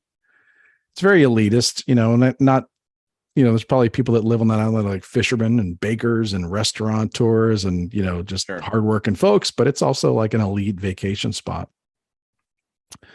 So DeSantis took it upon himself to send 51 migrants there. I think I've seen different reports, like they're from different countries, but the last one I read said they were all from Venezuela. Oh, wow. Okay. Yeah, I don't know. And so there's very little of the thousands of news stories written like all over American internet, world internet, the last 24, 48 hours, like very little information about who are all these people. Like, yeah. Are they like mostly men, women, children? Like what's the makeup of these people? Because a lot of times, like with the immigrant groups, like you do see like they're like majority like single dudes. No, not to be honest. I mean, that could make a difference. The last story I saw, like it said there were some children. It was just said some children, like no one took the time to like take a look at the folks and like what their ages were or anything. They're just like reporters, like we're just fine with like group of people. They could be from Venezuela, could be from various countries, but no need to find out. Let's just go with group and just have various reports of Venezuelans, Colombians, and like, they're just like, there's just such little attention to detail. But they got dropped off. Yeah, they got dropped off in Martha's Vineyard, which, like to be clear, like that's kind of a dick move. Like we get it. Like I'm not like, oh well, I'm not gonna like. There's people out there like, oh, this is like, what's the problem? No, I mean, I get it. Like DeSantis, Governor Abbott from Texas, they're trying to like be provocative here. Yes, yeah. Like they're not like what's happening in their states. When they get on the news and they're just like, well, Massachusetts said they were a sanctuary state, or like New York City says they're a sanctuary city. So we figured we'd send them there. Like they don't, come on. Like, they don't, because they're being dicks on purpose. Like they're being provocative. They're kind of playing it up, right or wrong, like, and then they're like, it's like, it's these, what is it? Virtual signaling, mayors who are like, oh, these guys. And then when a governor or mayor threatens to send people to your city, then they're like, hey, wait a minute. Well, they can't threaten. Now they're trying to say, well, this is not the cities that are receiving them are like New York City or Washington, D.C. are like, oh, that's not really cool because you didn't tell us. Like we weren't prepared. It's like,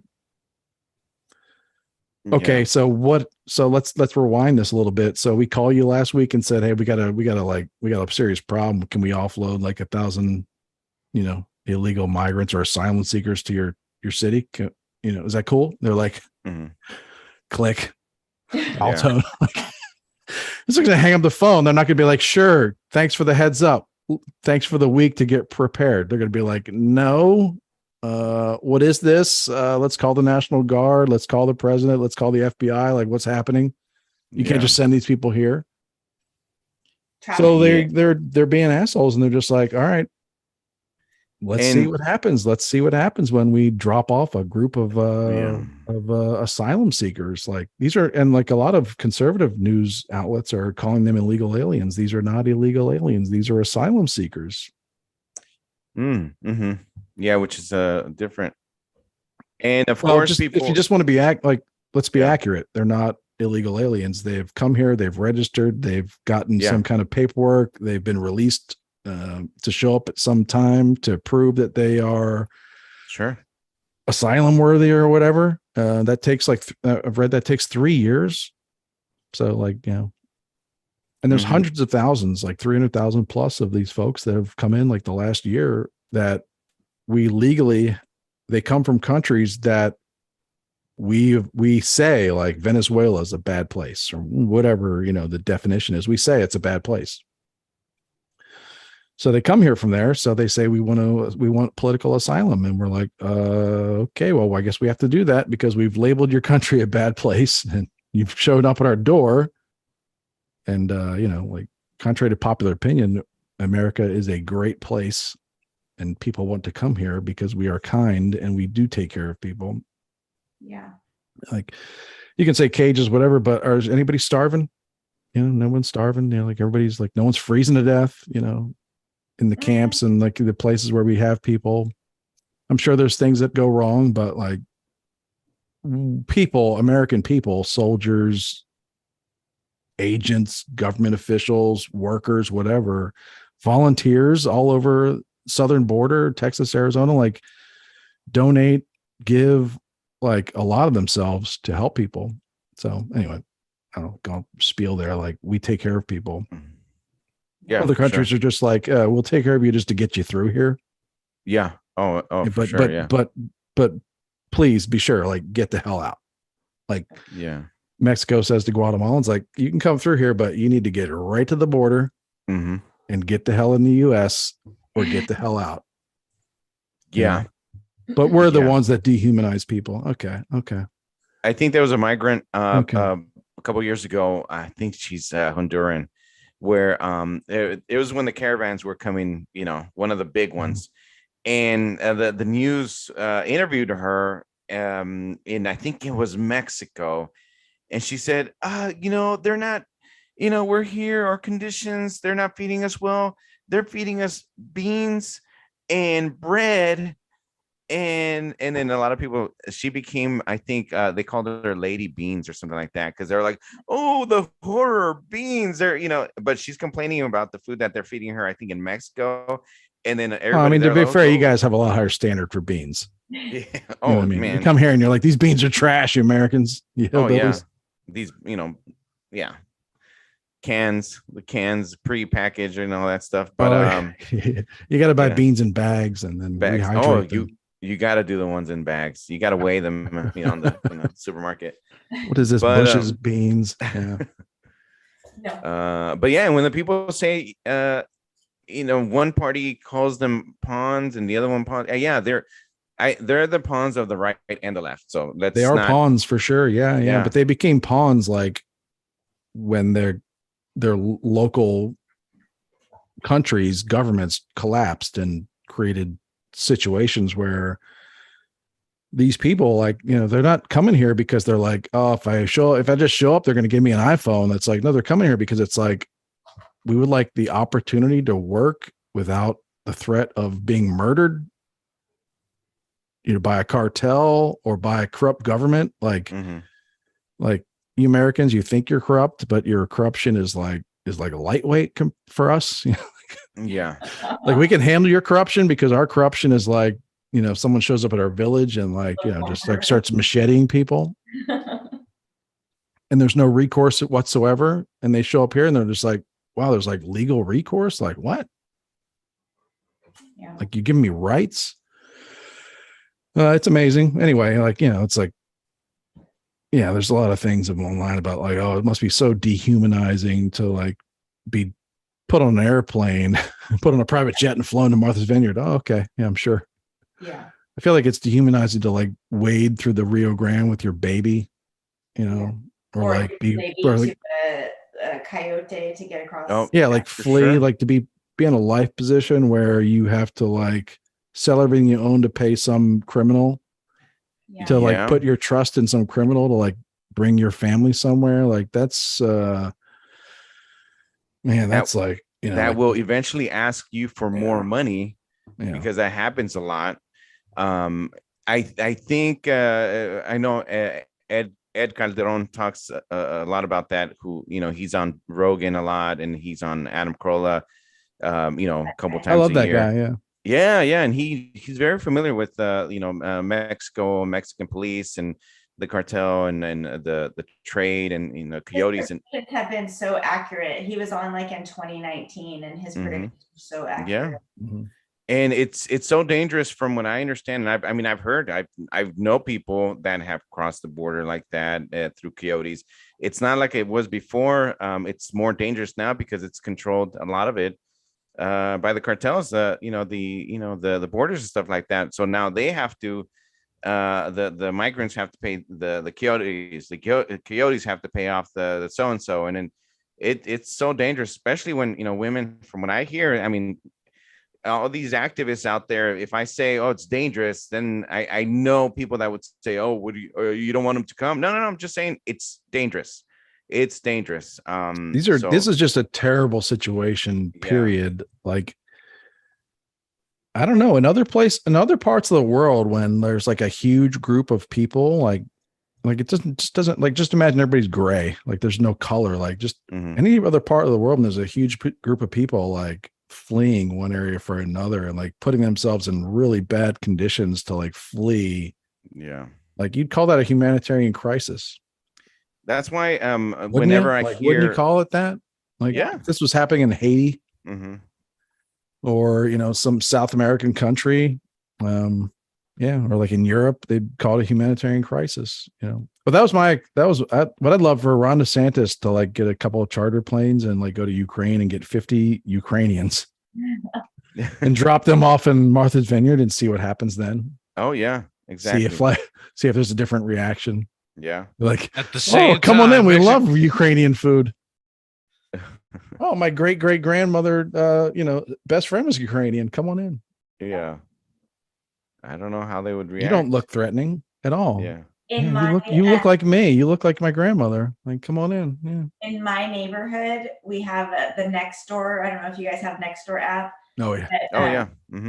There, a lot of Ukrainian families have come to my specific area, and you cannot believe the generosity of people. Like, they just go on and they're like, this family needs this. I'm in a Buy Nothing group. Gina talks about the Buy Nothing group. So I'm in a local Buy Nothing group. And families will go on there that are, I don't know if they're sponsoring these families or I don't know what they're doing, but I mean, you cannot believe the generosity of people for the Ukrainians here. What I heard with Martha's Vineyard, they were very generous for like 24 hours and they were like, get the fuck out. So, I saw some reports. So I was really looking for this. And I was looking to see like, what did people actually do? Because CNN's going to tell you one thing. CNN's going to tell you that, you know, Governor DeSantis was there, lied to everyone, got on the plane, said you're going to go to we were flying you to an all-inclusive resort. You know, like saying they're lied, and then like Fox News will be, like take the other side of things. So yeah, I wonder. Yeah, there's a chef. I saw a tweet. I don't know his politics. I don't know anything. I just saw it today on Twitter. Chef Andrew Gruel, or at Chef Gruel. Heard the name, yeah, he's a chef on the Food Network. Well, he had a tweet where he said, "I'm cool if anyone wants to drop 50 migrants at my doorstep. I have pizza, pillows, and a ton of horrible jokes. I have job openings." Now, where was he? Where is he though? Where is he's not on Martha's Vineyard, is he? No. Oh, it says California. So in my mind, I'm like, virtual ceiling. Oh, he's, over here bloviating. And he's like, oh yeah, let's, whatever. But then someone responded with, there are 6 million unemployed American citizens. Maybe you can start with them. his response, which I think I commend him for it. He said, "Sure, I've had my jobs posted for months." So, okay, great. And there's really not a that's a tough one. Yeah, that's kind of so I've said, yeah, I think we need more immigration. Like we need to in a more organized manner, but open up the floodgates because we're a country of people who don't appreciate shit. Oh yeah, there's so many. Yeah, man, we could use like an influx of people that actually appreciate what we got. Yeah, like appreciate the freedom. Yeah, hate it here. It's ridiculous. They act like this is the worst place to be. I cannot believe the people that we personally have seen like deteriorate into like this is a horrible country to live in. I know. I mean, I was like looking at a Tesla the other day, and it's like I'm only going to get a $10,000 tax credit. That's fucking bullshit. Yeah. Word. Bullshit. You know what I mean?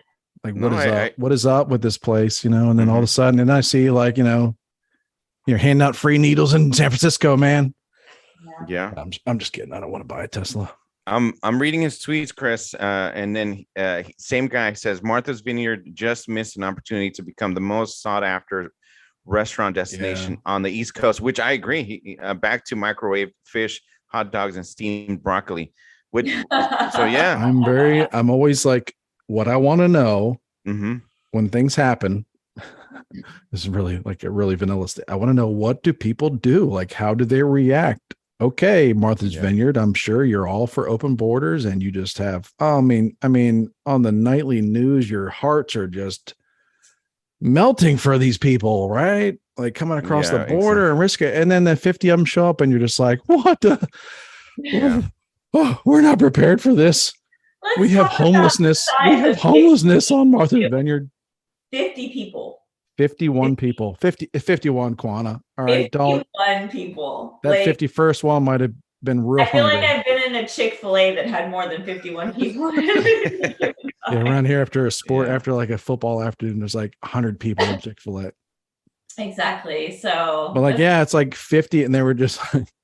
Now I have seen reports like that people were like, their instant response, like a lot of people were like coming and donating tons of stuff. But we should get into these donations first of all, like what they were getting, what these Venezuelans were getting hooked up with. Yeah. What about the prison tattoo with the big whale on the guy's chest? Oh yeah, Quana shared. I'm sure people have seen it by now. Like there's like the Mexican like cartel gangster like the guy looks like an MS-13, which I think is from somewhere else, but. Yeah. He's got the Vineyard Vines whale, which I identify with Martha's Vineyard because I remember going to Martha's Vineyard when I was a kid, like it was all about that whale. Like, I don't know if that brand existed. Right? Black Dog. Yep. Yeah. Black Dog. It's like a restaurant, I think, or bar or something like that. Yeah. But, like these people, like, I think that, to be really fair, like a lot of people in that community like came out. Like I saw a story in that a few hours ago, I saw a story how like they were having like the local AP Spanish students from the high school were coming up to like show up to be able to translate. Mm-hmm. So it's like people were showing up, but the people in charge were like, right, the mayor, like we're like, dude, we got to call in the fucking National Guard. National Guard. Like call it NATO. How many did you I say? I don't care. Like call up Roy Scheider of the Amity Police Department from the movie Jaws and get him out here. Yeah. Because we got a problem. Like I did the tweet. I posted it on our Endless Ranters Instagram. They're like, we need a bigger ferry. We need a bigger ferry. We need some buses. Yeah. We're gonna they were gone. They're all gone. 36 hours. They're all gone. Yeah. Where did they send them? Do you know? To a joint military base on Cape Cod, the joint military base between like U.S. military and national, Massachusetts National State Guardsmen or National Guardsmen, whatever.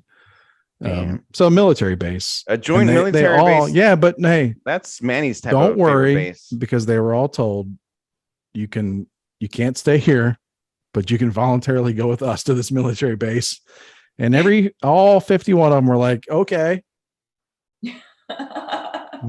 Totally voluntary right now. It was voluntary choice between jail and going with the military. to the military. Yeah. Yeah.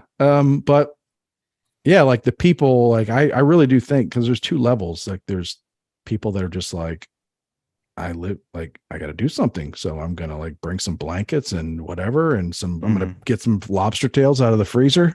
Yeah, exactly. I'm going to break out the crab legs and I'm going to go down and help these people. Yeah. Yeah. You know? Yeah. I'm going to bring them, like scone. We're going to have scones. Like they're going to love scones. And so, but then like at the same time, there was a machine at work being like, get these fuckers out of here. Yeah.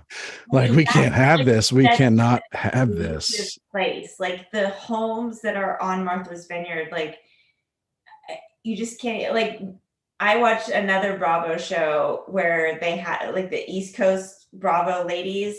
They had homes on the vineyard, and Bethany Frankel, who is like a billionaire or whatever, skinny girl margarita, she bought a house that was like on the road, and one of the other ladies was like trash. It was like the biggest, most beautiful house you've ever seen in your life, and just because it was closer to the road than maybe some more inlet whatever, they were just like, that's trash. Like she doesn't have the money to be like, it's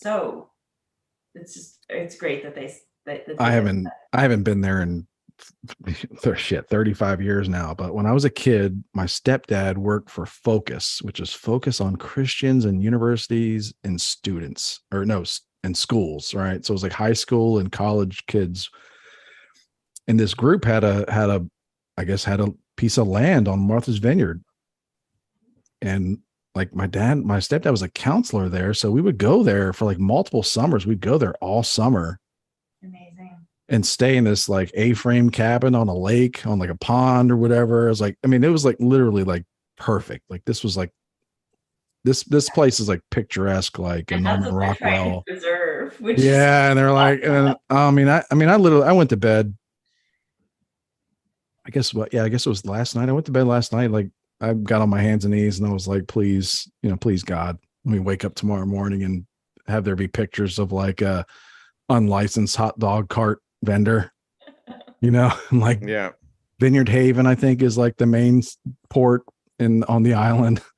Like, please, like have some dude like selling elote, on the beach or something, like them making themselves at home, because it's good stuff. That stuff tastes good, man. I'll buy that. Yeah. Please, like have some florists, like some guys on the side of the road selling flowers. Well, Chris, that's why the same chef, he goes, hate on New York, San Francisco, and LA as much as you want, but they have the best restaurants, and we all know why. There's so many different types of people, right? Different foods, different. Yeah. What is he saying? I mean, let's be clear though. What is the reason why he's saying? Because there's such a diverse mix, or because of Hispanics? Hispanic people. Yeah, I know, right? No, I would say diverse, not just, I don't want to give my people all the credit. No, there's so many, in San Francisco, across the bay from where I live, there's. But in New York, are there a lot of like Norwegian sous chefs and like assistant, like, are they a lot of like, or is he's kind of talking about a certain group of people? Like I'm really trying to understand what he's saying. I will say this about San Francisco. There's obviously Mexican, but I remember going to a German restaurant not long ago. It's good food. Okay. And then Ethiopian. There's Ethiopian restaurants.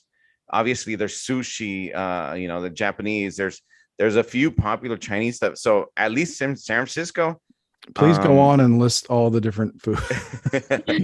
you're like thinking there's Australian food, there's Australian cheddar cheese. Thailand, Thai people have food. Yeah. Australia, I have no Filipinos idea. Filipinos have Filipino food. Lumpia. Yeah.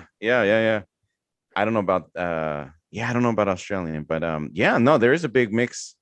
There's a big mix of so many restaurants. And when people say, obviously, when one of the top things you do at certain cities is the restaurants also, right? Is he saying that people with a Latin heritage are better cooks? And maybe he is, but I think he's saying it as in general because of the people. Just I don't know about Latin, but because he says in the same tweet he says back to microwave fish, hot dogs, and steamed broccoli. Obviously, yeah, you've got the lobster. So awful. Yeah, you've got the lobster. Great, awesome. But I can only have so much fish and chips, fish and chips, fish and chips, fish and chips, clam, clam, clam, clam, clam. You know, clams. I love fish and chips. Yeah, but how clam much chowder fish every and day. chips are you gonna? Yeah, clam chowder, yeah. clam chowder. How much you gonna eat? You know? Yeah, I'm thinking of Martha's Vineyard. Like they're down with like fish tacos, but Yeah. you know, anything other than a taco is a little too ethnic for them. Yes. You know what I mean? Like, I venture to say it's the most blandest fish taco ever. Yeah. No Korea in. I bet it's pretty good because they're like, you know, the chefs are like, you know, quality, you know, like trained in New York. Like The right. tartar sauce is a You little know. too spicy, you know. yeah, but like that chef is like, I'm gonna go to Martha's Vineyard, open up a restaurant, and his like, you know, his Hispanic buddy's just like, all right, buddy, have fun with that. You know, like I don't think that's for me, man. Yeah. But it's amazing because yeah, they did have an opportunity to be like, well, fuck you back, Florida.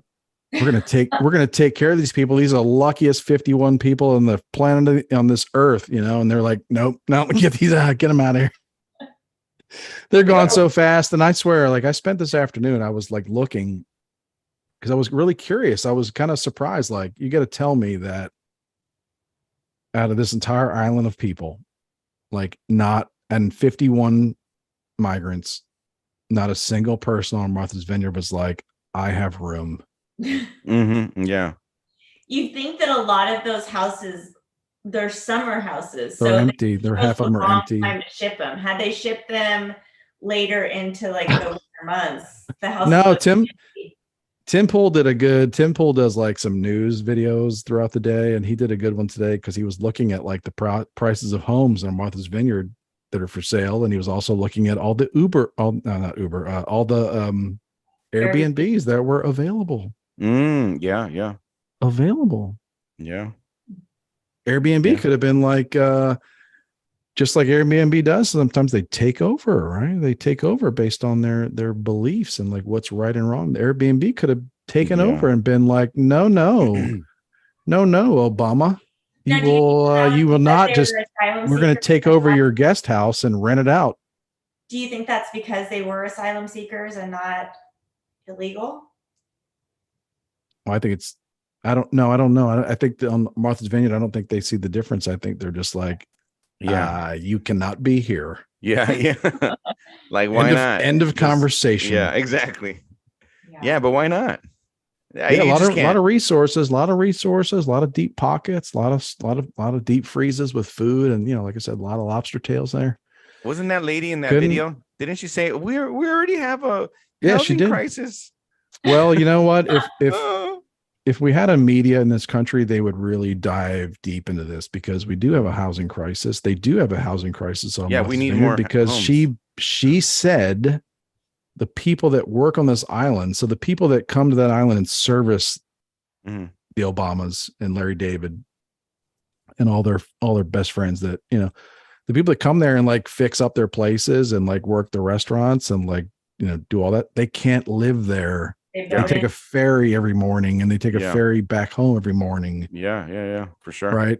Because they can't afford to live on this island. So yeah, maybe like a lot of people mocked her, like, what do you, it's like, no. They do have a housing crisis because the people that work there can't afford to live there. Exactly. Yeah. We have a similar issue here because they're having to build a lot of apartments and stuff because like in this area, it's blowing up. And there's strip malls everywhere and there's stores everywhere, but there's no one that can afford to live here to work in any of those jobs.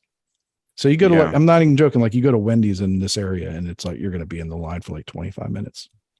Because there's not enough people, flat out. And then you're like, oh, I'm smart. I'm going to park and I'm going to go into the Wendy's. And then there's just a sign that says we're understaffed. Sorry for the wait. And you don't see anybody. And you realize like, wow, there's no one in this. There's like 2 people working at fucking Wendy's. Yeah. I don't know. That's why I like seeing new homes being developed in areas and suburbs. And because that means they're not going to all drive, 30, 40, 50 miles or whatever down to the next mall or the grocery store.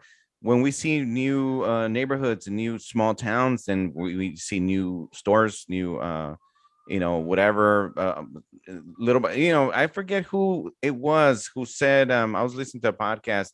I don't know if it was like one of these guys.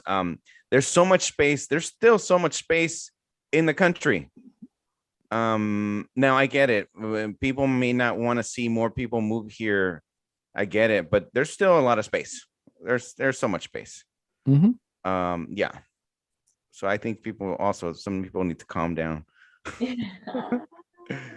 I will say, whenever I see news from Guatemala, or forever I visit the motherland, and I see new housing and malls and theaters and stores open up, I'm like, awesome. Why? Because I see new apartments being built here. That means more jobs for these people. Now, that might prevent them from having to take that trek over. They have a stable job and everything, education, etc. So whenever I see these countries having success, I'm like, I'm happy for them, because they don't have to with all this stuff that people are dealing with. And I'm happy. I see that. I'm like, awesome. More developments and all that stuff. Yeah, it can be weird though, because there has to be a balance. And I think like in my area, in North Texas area, there's just like suburbs, and it's just all houses, and like people that moved here didn't really want the city councils to approve apartments, like just lower call, like when they had these fancy like multifamily units, whatever. Yeah, they just didn't want it. They didn't want it because for whatever reasons, they just didn't want to look at it. But they didn't understand, like no, not like you can't have like you can't have a chill, like you can't even have a Chili's, like a fully staffed Chili's, if people can't afford to live within an hour of the Chili's, yeah, like if a young or it's like the only people in our area. And again, it's like kind of a unique area, like, because it's been like rapid growth for the last 10, 15 years, but like the only people that can fill these positions in all these stores and restaurants are like the kids of the people that live here. So you go to a restaurant, it's just like run by like teenagers. It's interesting. So you got to have like a balance with it, so that like people that are like professional servers, and like that's like kind of that's their path they chose, whatever, like their lifestyle, like they want to be servers, but they can actually, like they don't have, like they're not going to be a server in your town in the restaurant if they can't live within 30 minutes of the place. Well, it's kind of like Dubai. I don't know much about it, but from what I understand, right, it's like fancy. You want to go there, you want to take your pictures for the gram and your social media. But a lot of these people, if not most, live in poverty, not there, obviously, because it's too expensive for them to live there. And, they have to either travel far or live in these little, shacks. And I wonder. Yeah. They're building that. It's like, I don't know, 8 miles long or something like that.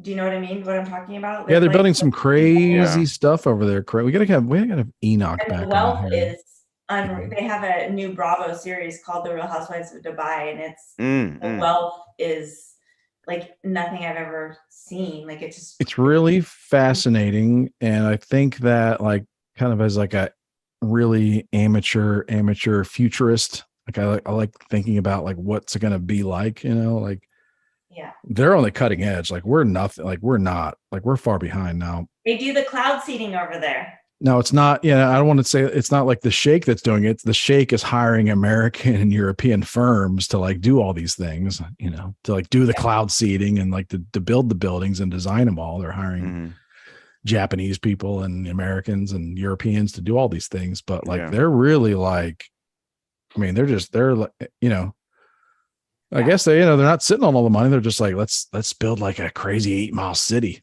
One of the desert.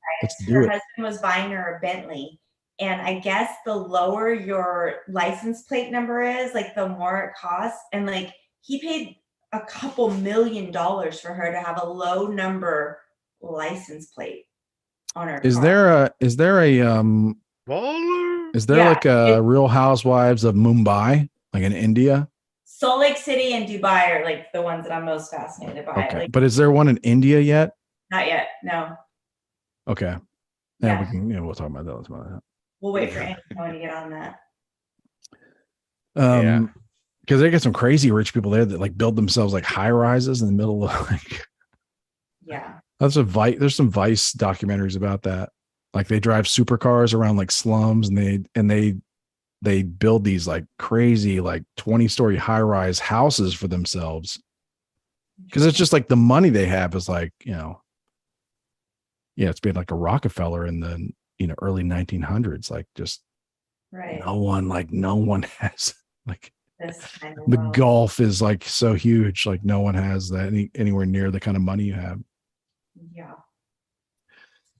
Anyway, so yeah, just to like, I mean, it's like hilarious, but it's just like gut wrenching at the same time because not a single family person, elite, working class or otherwise on Martha's Vineyard was like, hold up, we have room.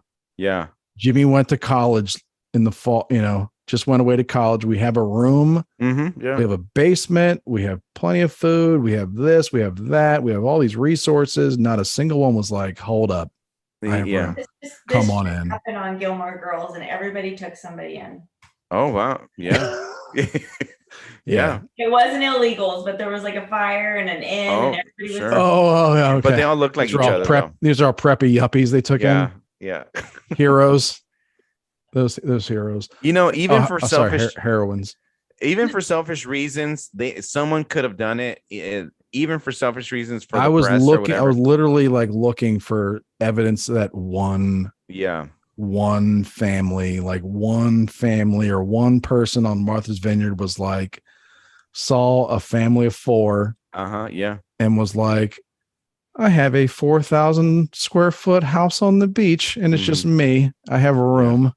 Not even that. Multiple rooms. Houses. They have like other houses on their properties. Like they could just Dude, these are people, and like at least I mean, I don't want to make too many assumptions, but there's a few people on Martha's Vineyard that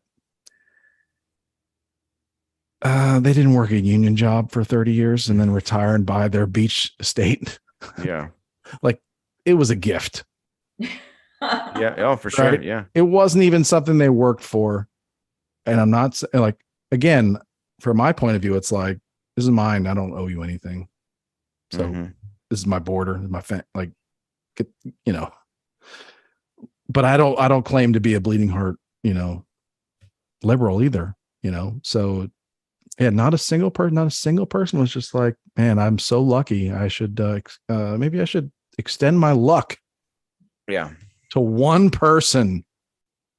Not one person on Martha's Vineyard was just like, I need a handyman at least. Like, oh no, yeah. Like my fence needs work. I could throw a dude a few bones. Like at least, exactly, for selfish reasons. At least, I bet you if instead I could get a deal. Yeah. Instead of I don't even have to drive to the local Home Depot parking lot. Well, like I said, for selfish reasons, I bet you instead of 50 migrants showing up, if it would have been 50 dogs without homes from a house that burned down, people would have fought for them. They would have said, "Oh, I'll take 2." Those dogs would already there'd be dogs already pregnant. Those dogs ought to be multiplying, dude. Yeah. Yeah. Those dogs would be multiplying already. Mm-hmm. Yeah, they'd have names like Chet. Yeah. Yeah. Thurston. Trey, because it'd be like something of the third, Trey. Yeah. Yeah. They did. Yeah. Like, oh my God, that's a great point. 50. That's even better. My experiment was 50 Ukrainians, 50 humans. No, 50 Their dogs. experiment is 50 dogs, 50 stray dogs. They don't even have to be cute. They would have homes within 12 hours. They would gone. Hell yeah. We'd be like, oh, I have all this extra food, all this extra space, this yard. Not a single person. All 51 of those migrants gone. 36 hours gone, out of sight. Life's back to normal. Well, they made it. They made it like it was the governor that sent them, like they were doing a bad thing. So his stink was on it. They didn't want to get their face hurt. Exactly. They could have kind of slapped them in the face by saying, you know what? Yeah, I will take them. Thank you. Yeah, we appreciate it. We got your back. You know, we're good people.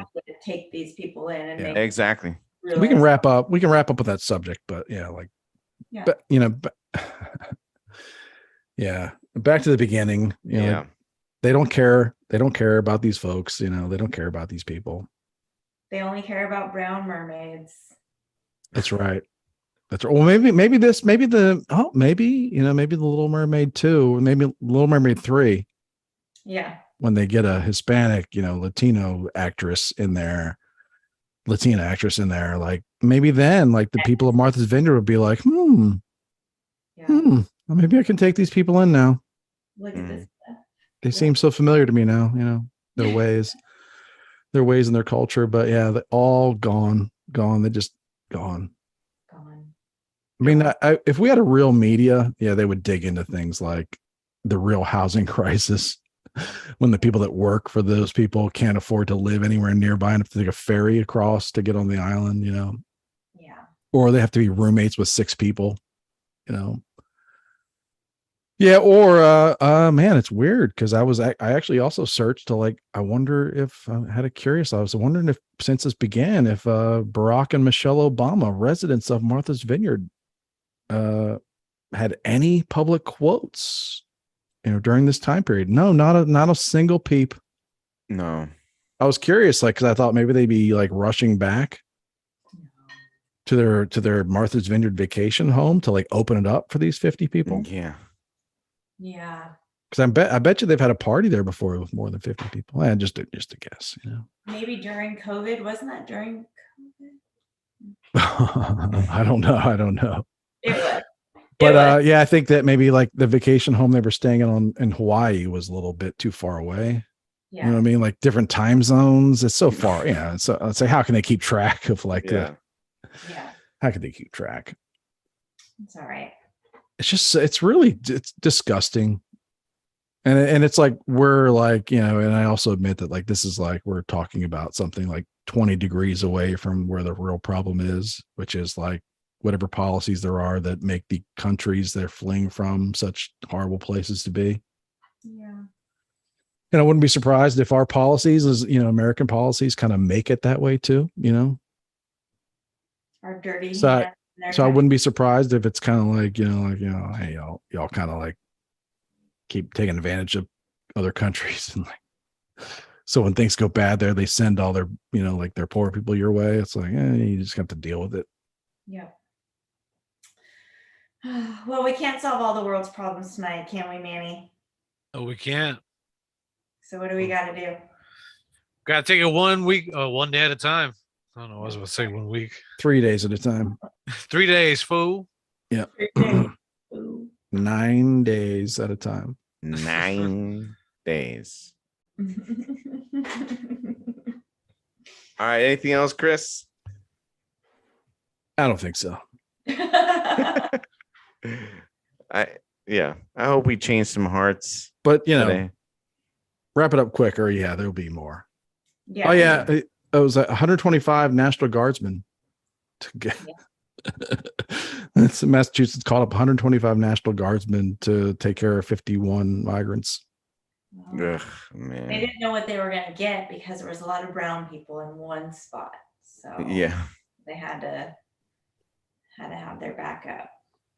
And the National Guardsmen are just, I'm sure it's you have to have double, right? Yeah. I don't know, but they're probably what the fuck? Oh man. I got a job here. Yeah. I know that they can't fire me. Yeah. But it doesn't help me when I'm trying to get a promotion. The fact that I'm all of a sudden whisked away to Martha's Vineyard to bust these people on a ferry. Yeah, you think you're gonna do something good. Yeah, I'm now going to spend the next 3 weeks. I'm going to spend the next 3 weeks building tents. Yeah. Yeah. And patrolling tents and whatnot. Yeah. But I hope that the people up there are 125. Whoa, that seems like a lot. oh, well, how many people are coming over the Texas border and Arizona border every day, every 2 hours? Yeah. There was a video, a tweet, because they're filming this stuff 24/7, right? Like there's the technology to just have drones like in the air all the time. Yeah. So if you wanted to, you could literally like find a website that's showing pictures of migrants crossing the US border every like 24/7. There's enough like volunteer groups that are doing this, but yeah, like during the time where they were busing these 51 migrants from Martha's Vineyard and putting them on a ferry to Cape Cod. Yeah, there's like 500. There's like video evidence of 500 more people just walking across the Mexico US border in Texas. There's like 500 more people in the span of about 2 hours. That was my point about the 50 people. Like it just it's like not even a fraction of what the country is actually dealing with. Yeah, and if it takes you 125 National Guardsmen to like deal with that, like just imagine when it's like 300,000 people. Yeah. In the span of 9 months, like in 9 or 10 months, like it's 300,000 people. Yeah. And I like the people that think it's more humane to like force them onto the streets of El Paso. Awful. Because there's literally encampments in border cities, like in border towns in Texas. Yeah. Because there's just so many people. Yeah. Yep. Anyway. Can't solve it all tonight, Christopher. I said I was done. Now we're done. We're done. Oh, you know what? My kid, I counted 28 offensive plays in last week's football game, and my son had 14 pancake blocks, meaning there were 14 blocks on his defender where he had the guy on the ground. Amazing. Yeah. He's going to be a star, man. Did they dump the Gatorade over him after scholarship? The end of the game? No, but he did get some accolades. Nice. He did get some accolades because that kind of stuff doesn't. Yeah, people notice that kind of stuff. So yeah, it was fun. Maybe I'll share some videos. Juana says I need to put some videos. Yeah, we need to put the videos on the Instagram because seriously, Christopher's son taking out 2 of the other team and one of his own. He had a I've ever seen. They fell like dominoes. Yeah, he had one where he had like a triple, where he blocked his dude and then he shoved him into another defender who was engaged with one of his teammates, and they all went down. So he knocked 3 dudes down at the same time. It was pretty awesome. I did hear that the coach showed the team a picture of that, not the video, but it showed a picture, a still frame of the video of like him knocking 3 guys down. So I want to see the still picture. That's what we got to put up. It was great. Yeah, he was pumped. It was beautiful. So that's what's up, man. But they got a game tomorrow. I got to be out there at 7 a.m. Oh man, there you go. You gotta go and count those other what is it? Offensive maneuvers, all that shit, man. Let us know how he does this game. Yeah, hopefully they do better. But yeah, he tore it up. It was good. Mm-hmm. All right. Way to wind it down there. Yeah. Oh, yeah, don't worry about it. Was abrupt, but I was thirsty. Oh, okay. Well, you need to, let you catch your breath. Okay. Well, I don't know if you guys want some social media. Yes. Manny. Well, I'll be adding those in post, so don't even worry about it. We can All just right wrap it up. then. He replaced you with AI. I'm gonna on the YouTube video. Robo-Rob. Like do some words. Check out our rad posts on the Instagram. All right. Yeah, so don't even worry about that anymore. Heck yeah. We're good. All right. No shout outs. Shout out to Kylie. Kylie! Yeah. There you go. Kylie, the assholes, and everybody out there. And Pat and Dylan, everyone at Corolla Drinks that made the shoot a memorable experience. It was awesome. Can't wait to see you all again soon. Did you get free booze or not? Yeah, we did. Okay. Did you get any to take home? No, it was all consumed on site. All right. Yeah, we did get to try it. It was delicious. Did you try to steal some though, at least? No, we were gonna do that. All right, next it's time. not my style. Next time. I do got a shout out to one of the guys that was there as well. He's a comedian. His name is Patrick Ramirez. His Instagram account is at PRammy_, which is PRAMMY_.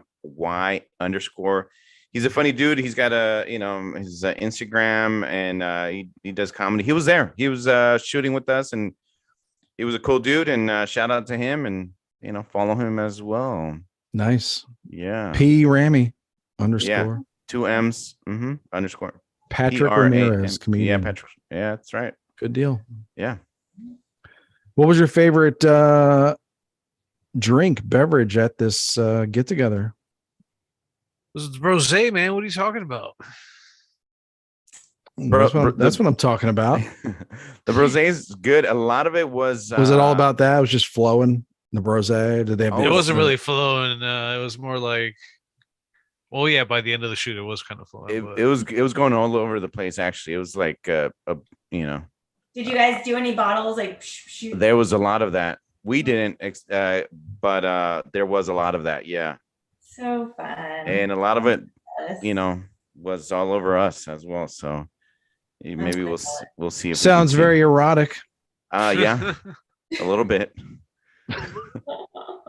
Imagining you and Manny like just popping champagne bottles in each other, like in slow motion, of course. Yeah, it was like it looks so much better in slow motion. It's like that Zoolander scene in the gas station, but with rosé. There you go. We live to tell about it. I don't think they ship that stuff here to Texas, so it'll probably cost more. But I do with it. They do have mangria here. I like I said, I like old school mangria. It's good stuff. Yeah, the orange. Yeah, you go to your local beverage store and tell them to bring in the sparkling rosé, like if you. That's true. I do. Go in and make it happen, Christopher. Okay. We believe in you. Yeah. As a matter of fact, it's your fucking duty. I don't really want to drink any sparkling wine. I'll be honest with you. Well, you know what? Maybe your wife would like some sparkling wine. Yeah. She would like it if you were like, "Hey, here's some rosé. It's sparkling." Okay, I'll try it. Yeah. Ladies like bubbles. They love them, especially on a Sunday morning. Pop that shit to be like, "What's up?" Really? Oh my God, are you kidding me? I'll take some notes here. Yeah, Sunday morning pop is the best. Got it. All right. Appreciate that. Okay, my pleasure. All right, I guess we'll hang out for a minute or two and shoot the shit for a minute, but until everybody falls asleep. All right. But really appreciate it. Good to see all of you. Love talking to y'all. Likewise, senor. Get it on. Get it on. Get it on, everybody. Got to get it on. Get it on. I saw what does that red alert mean? Oh, just nothing. And he's like, wrap it up. I gotta go home. DJ Red Alert. Yeah. I'm hungry. No, I'm not gonna be eating. It's too late for me to eat. What? It's too late. Yeah, because I gotta wake up early tomorrow, man. I'm not trying to eat. Yeah, I gotta get up at like 6 and get my son up and work him up into a rage for his football game. Hell yeah, dude. Just tell him like all your opponents are sharks. Now go out there and kill them.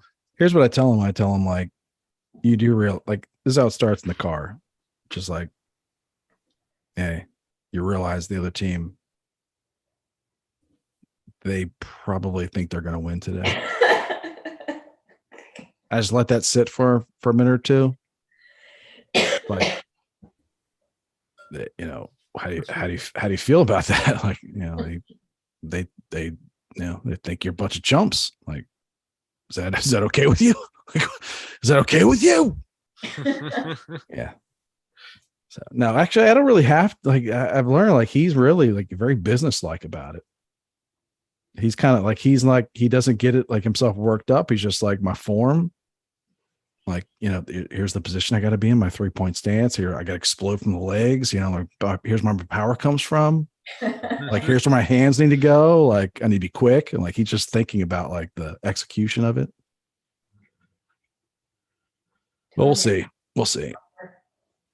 Get him into some soccer. He played soccer when he was younger. Not soccer, is football. Yeah, he played the football when he was younger, and he would tear it up then, but then like he started getting like bigger, like he started turning into a hoss. Yeah, you can tell he's bigger than the And other.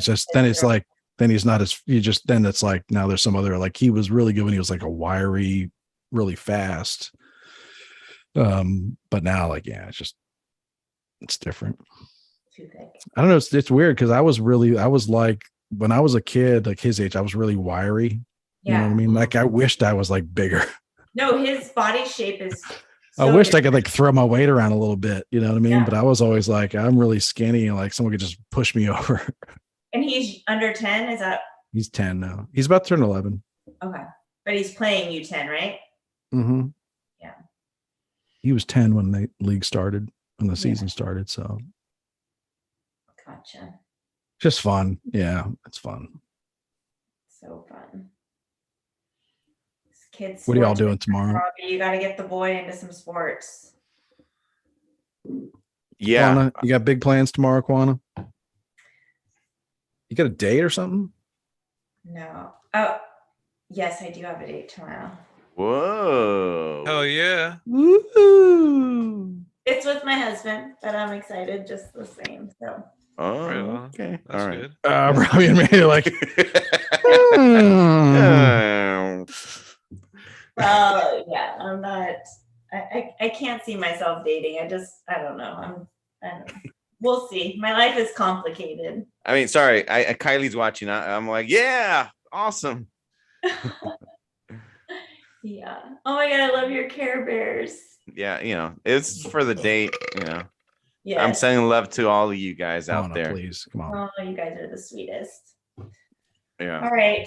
Good night. It's just Kylie on right now. Did she get our shout out? Better have shouted from the fucking rooftops. At least Who I else is did. on? Anybody? Just Kylie? B Frank was on there for a while. I saw B him in Frank, the chat. family of 3, Mindy, a few other people. Monkey's uncle. It says Shout out to watching. Brew and Backhand. I don't know. I haven't seen Brew and Backhand in a while. Wow. So, the shout out. usual. We appreciate y'all watching. Yeah, very much. Always. All right. Let's wrap it up. Let everybody go to bed. All right. Yeah, Love man. everybody. Yeah, love you too, man. All right, guys. Peace out. Take care, y'all. Cheers. Later, homies.